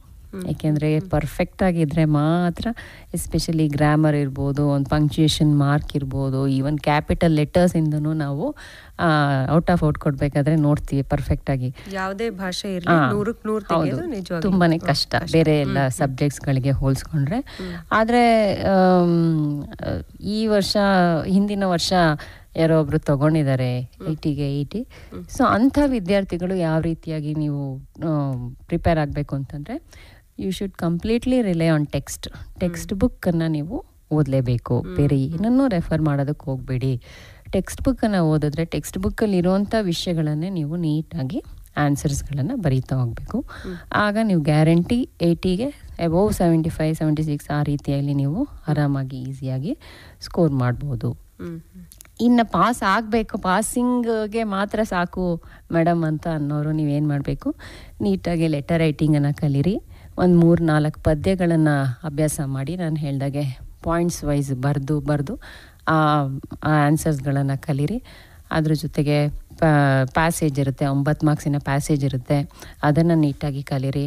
2 ಆದರೆ ನಿಮಗೆ ಕಲಿಯೋದಕ್ಕಾದರೆ 2 ಮಾರ್ಕ್ಸಿನ ಪ್ರಶ್ನೆಗಳು, 1 ಮಾರ್ಕಿನ ಪ್ರಶ್ನೆಗಳನ್ನು ಕೂಡ ಗಮನ ಇಟ್ಟು ಕಲೀರಿ. ಸೊ ಅದ್ರ ಜೊತೆಗೆ ಬೇರೆ ಏನೇನು ಗ್ರಾಮರ್ ಇದೆ, ಈಸಿ ಇರೋಂಥ ಗ್ರಾಮರ್ ಏನಿದೆ, ಪ್ರನೌನ್ ಇರ್ಬೋದು ಅಥವಾ ಡೈಲಾಗ್ ರೈಟಿಂಗ್ ಇರ್ಬೋದು, ನೋಟ್ ಮೇಕಿಂಗ್ ಇರ್ಬೋದು, ಅಂಥ ಗ್ರಾಮರ್ಗಳನ್ನು ಹೇಳಿಸ್ಕೊಳ್ಳಿ ನಿಮ್ಮ ಟೀಚರ್ ಹತ್ರ, ಲೆಕ್ಚರರ್ ಹತ್ರ ಹೋಗಿ ಈ ರೀತಿ ಇದೆ ಸಮಸ್ಯೆ, ಏನು ಮಾಡಬೇಕು ಅಂತ. ಆಮೇಲೆ ಮಾಡೆಲ್ ಕ್ವಶನ್ ಪೇಪರ್ಸ್ಗಳನ್ನು ನೀವು ಎಷ್ಟು ಪ್ರಾಕ್ಟೀಸ್ ಮಾಡ್ತೀರಾ ಅಷ್ಟು ನಿಮಗೆ ಒಳ್ಳೆಯದು. ಸೊ ಮಾಡೆಲ್ ಕ್ವಶನ್ ಪೇಪರ್ಸಲ್ಲಿ ಇರುವಂಥ ಪ್ರಶ್ನೆಗಳು ರಿಪೀಟ್ ಆಗುತ್ತೆ, ಆಗಬಾರ್ದು ಅಂತ ಏನಿಲ್ಲ. ಒಂದು 3ರಿಂದ 4 ಮಾಡೆಲ್ ಕ್ವಶನ್ ಪೇಪರ್ಸ್ಗಳನ್ನು ನೀವು ಮಾಡ್ತಾ ಹೋದರೆ ಅದರಲ್ಲೇ ಹಲವಾರು ಪ್ರಶ್ನೆಗಳು ಬಂದಿರುತ್ತೆ. ಒಂದು 20ರಿಂದ 25 ಪ್ರಶ್ನೆ ಬಂದೇ ಇರುತ್ತೆ. ಸೊ ಆ 20ರಿಂದ 25 ಪ್ರಶ್ನೆಗಳು, 25 ಮಾರ್ಕ್ಸಿನ ಪ್ರಶ್ನೆಗಳೇನಿದೆ ಅದು ನೀವು ಈಸಿಯಾಗಿ ಸ್ಕೋರ್ ಮಾಡ್ಬೋದು. ಮತ್ತು ಇಲಾಖೆ ಬಿಟ್ಟಿರುವಂಥ ಒಂದು ಕ್ವಶನ್ ಬ್ಯಾಂಕ್ ಏನಿದೆ, ಆ ಕ್ವಶನ್ ಬ್ಯಾಂಕಲ್ಲಿ ಹಲವಾರು ಕ್ವಶನ್ಸ್ಗಳೇನಿದ್ದಾವೆ, ಅದರಿಂದನೇ ನಿಮಗೆ ಆಲ್ಮೋಸ್ಟ್ 50% ಕ್ವಶನ್ಸ್ಗಳನ್ನು ಕೇಳ್ತಾರೆ. ಕ್ವಶನ್ ಬ್ಯಾಂಕ್ ಎಲ್ಲ ಸಬ್ಜೆಕ್ಟಿಂದ ಕ್ವಶನ್ ಬ್ಯಾಂಕನ್ನು ಬಿಟ್ಟಿದ್ದಾರೆ. ಸೊ ಹಾಗಾಗಿ ಅದರಲ್ಲೇ ಆಲ್ಮೋಸ್ಟ್ ಕ್ವಶನ್ಸ್ ಎಲ್ಲ ಕವರ್ ಆಗಿದೆ. ಅದರ ಗ್ರಾಮರ್ ಪಾರ್ಟ್ ಕೂಡ ತುಂಬ ಚೆನ್ನಾಗಿದೆ. ಆ ಗ್ರಾಮರ್ ಪಾರ್ಟನ್ನು ಅದನ್ನು ಜೆರಾಕ್ಸ್ ಮಾಡಿಸ್ಕೊಂಡು ಆ ಗ್ರಾಮರ್ ಪಾರ್ಟನ್ನು ಕೂಡ ನೀವು ನಿಧಾನವಾಗಿ ಅಭ್ಯಾಸ ಮಾಡ್ತಾ ಹೋಗಿ, ಅರ್ಥ ಮಾಡ್ಕೊಳ್ಳಿ. ಅರ್ಥ ಮಾಡಿಕೊಂಡು ನೀವು ಗ್ರಾಮರನ್ನು ಕಲಿತಾ ಹೋದ್ರೇ ಅದು ಸುಲಭವಾಗಿ ಬರೋವಂಥದ್ದು. ಈವನ್ ಪಾಠಗಳನ್ನು ಅಷ್ಟೇ, ಫಸ್ಟ್ ಅರ್ಥ ತಿಳ್ಕೊಂಡು ಅದಾದಮೇಲೆ ಪಾಯಿಂಟ್ಸ್ ವೈಸ್ ನೀವು ಕಲಿತಾ ಹೋಗಿ. ಈಗ ಇಷ್ಟೊತ್ತಿಗಾಗಲೇ ಪ್ರಾಕ್ಟೀಸ್ ಮಾಡಿದವರಿಗೆ ಏನು ಅನ್ಸಲ್ಲ, ಇವತ್ತಿಂದ ಓದ್ತೀನಿ ಅನ್ನೋರಿಗೆ ಅದೇ ನೀವು ಹೇಳ್ದಾಗೆ ಪೋಯಟ್ರಿ ಇಷ್ಟ ಇದ್ರೆ ಪೋಯಟ್ರಿ ಪಾರ್ಟ್ ಇಲ್ಲ, ಈ ನಿಮ್ಮ ಯಾವುದಾದ್ರೂ ಒಂದು ಕಾಲೇಜಿಗೆ ಹೋಗಿ ಅಲ್ಲಿ ಇಂಗ್ಲೀಷ್ ಲೆಕ್ಚರರ್ಸ್ ಯಾರು ಇರ್ತಾರೆ ಅವ್ರನ್ನ ಕೇಳಿ, ಅವ್ರು ಹೇಳ್ತಾರೆ ಇಂಥದ್ದು ಇಂಪಾರ್ಟೆಂಟ್ ಇರುತ್ತೆ, ಇದನ್ನು ಹೋದಪ್ಪ ಸಾಕು. ಜಸ್ಟ್ ಪಾಸಿಂಗಿಗೆ ಏನು ಬೇಕು ಅನ್ನೋದಕ್ಕೆ ಪಾಯಿಂಟ್ಸ್ ವೈಸ್ ಒಂದು ಮಾರ್ಕ್ ಮಾಡಿಸ್ಕೊಳ್ಳಿ. ಆಮೇಲೆ ಇನ್ನೂ ಒಂದು ವಿಷಯ ಹೇಳಬೇಕು, ರೆಗ್ಯುಲರ್ ಸ್ಟೂಡೆಂಟ್ಸಿಗೆ ಈಗ ನಾನು ಹೇಳಿದ್ದು, ಇನ್ನೊಂದಷ್ಟು ಪ್ರೈವೇಟ್ ಸ್ಟೂಡೆಂಟ್ಸ್ ಅಂತ ಇದ್ದಾರೆ. ಪ್ರೈವೇಟ್ ಸ್ಟೂಡೆಂಟ್ಸ್ ಅಂತಂದರೆ ಕರೆಸ್ಪಾಂಡೆನ್ಸ್ ತಗೊಳ್ಳೋವಂಥ ವಿದ್ಯಾರ್ಥಿಗಳು 18 ಇಯರ್ಸ್ ಎಬೋ 18 ಇಯರ್ಸ್ ಇರೋವಂಥವ್ರು.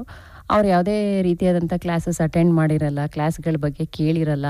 ಸೊ ಅವರಾಗೆ ಓದ್ಕೊಳ್ಳೋವಂಥ ವಿದ್ಯಾರ್ಥಿಗಳು ಕೂಡ ನೀವು ಗಮನ ಇಟ್ಟು ಕೇಳ್ಕೊಬೇಕಾಗಿರೋಂಥದ್ದು ಏನಪ್ಪ ಅಂತಂದರೆ, ಯಾವ್ಯಾವ ಪಾಠದಿಂದ ಬರುತ್ತೆ ಅಂತ ನಾನು ಹೇಳಿದೆ. ಆ ಪಾಠಗಳ ಬಗ್ಗೆ ಸಮ್ಮರಿ ಏನಿದೆ ಅದನ್ನು ಕಲೀರಿ. ಕೆಲವು ನೋಟ್ಸ್ಗಳು ಕನ್ನಡ ಟ್ರಾನ್ಸ್ಲೇಷನ್ ಇರೋವಂಥ ಒಂದೊಂದು ಬುಕ್ಸ್ಗಳಿದ್ದಾವೆ. ಕನ್ನಡ ಟ್ರಾನ್ಸ್ಲೇಷನ್ನ ನೀವು ನೋಡಿಕೊಂಡು ಅದನ್ನು ಅರ್ಥ ಮಾಡ್ಕೊಳ್ಳಿ, ಪರವಾಗಿಲ್ಲ. ಮತ್ತು ಗ್ರಾಮರ್ ನಾನು ಹೇಳ್ದಾಗೆ ಯಾವ್ಯಾವ್ದು ಇಂಪಾರ್ಟೆಂಟು ಅಂತ ಅದನ್ನು ನೀವು ನೀಟಾಗಿ ನೋಡ್ಕೊಳ್ಳಿ.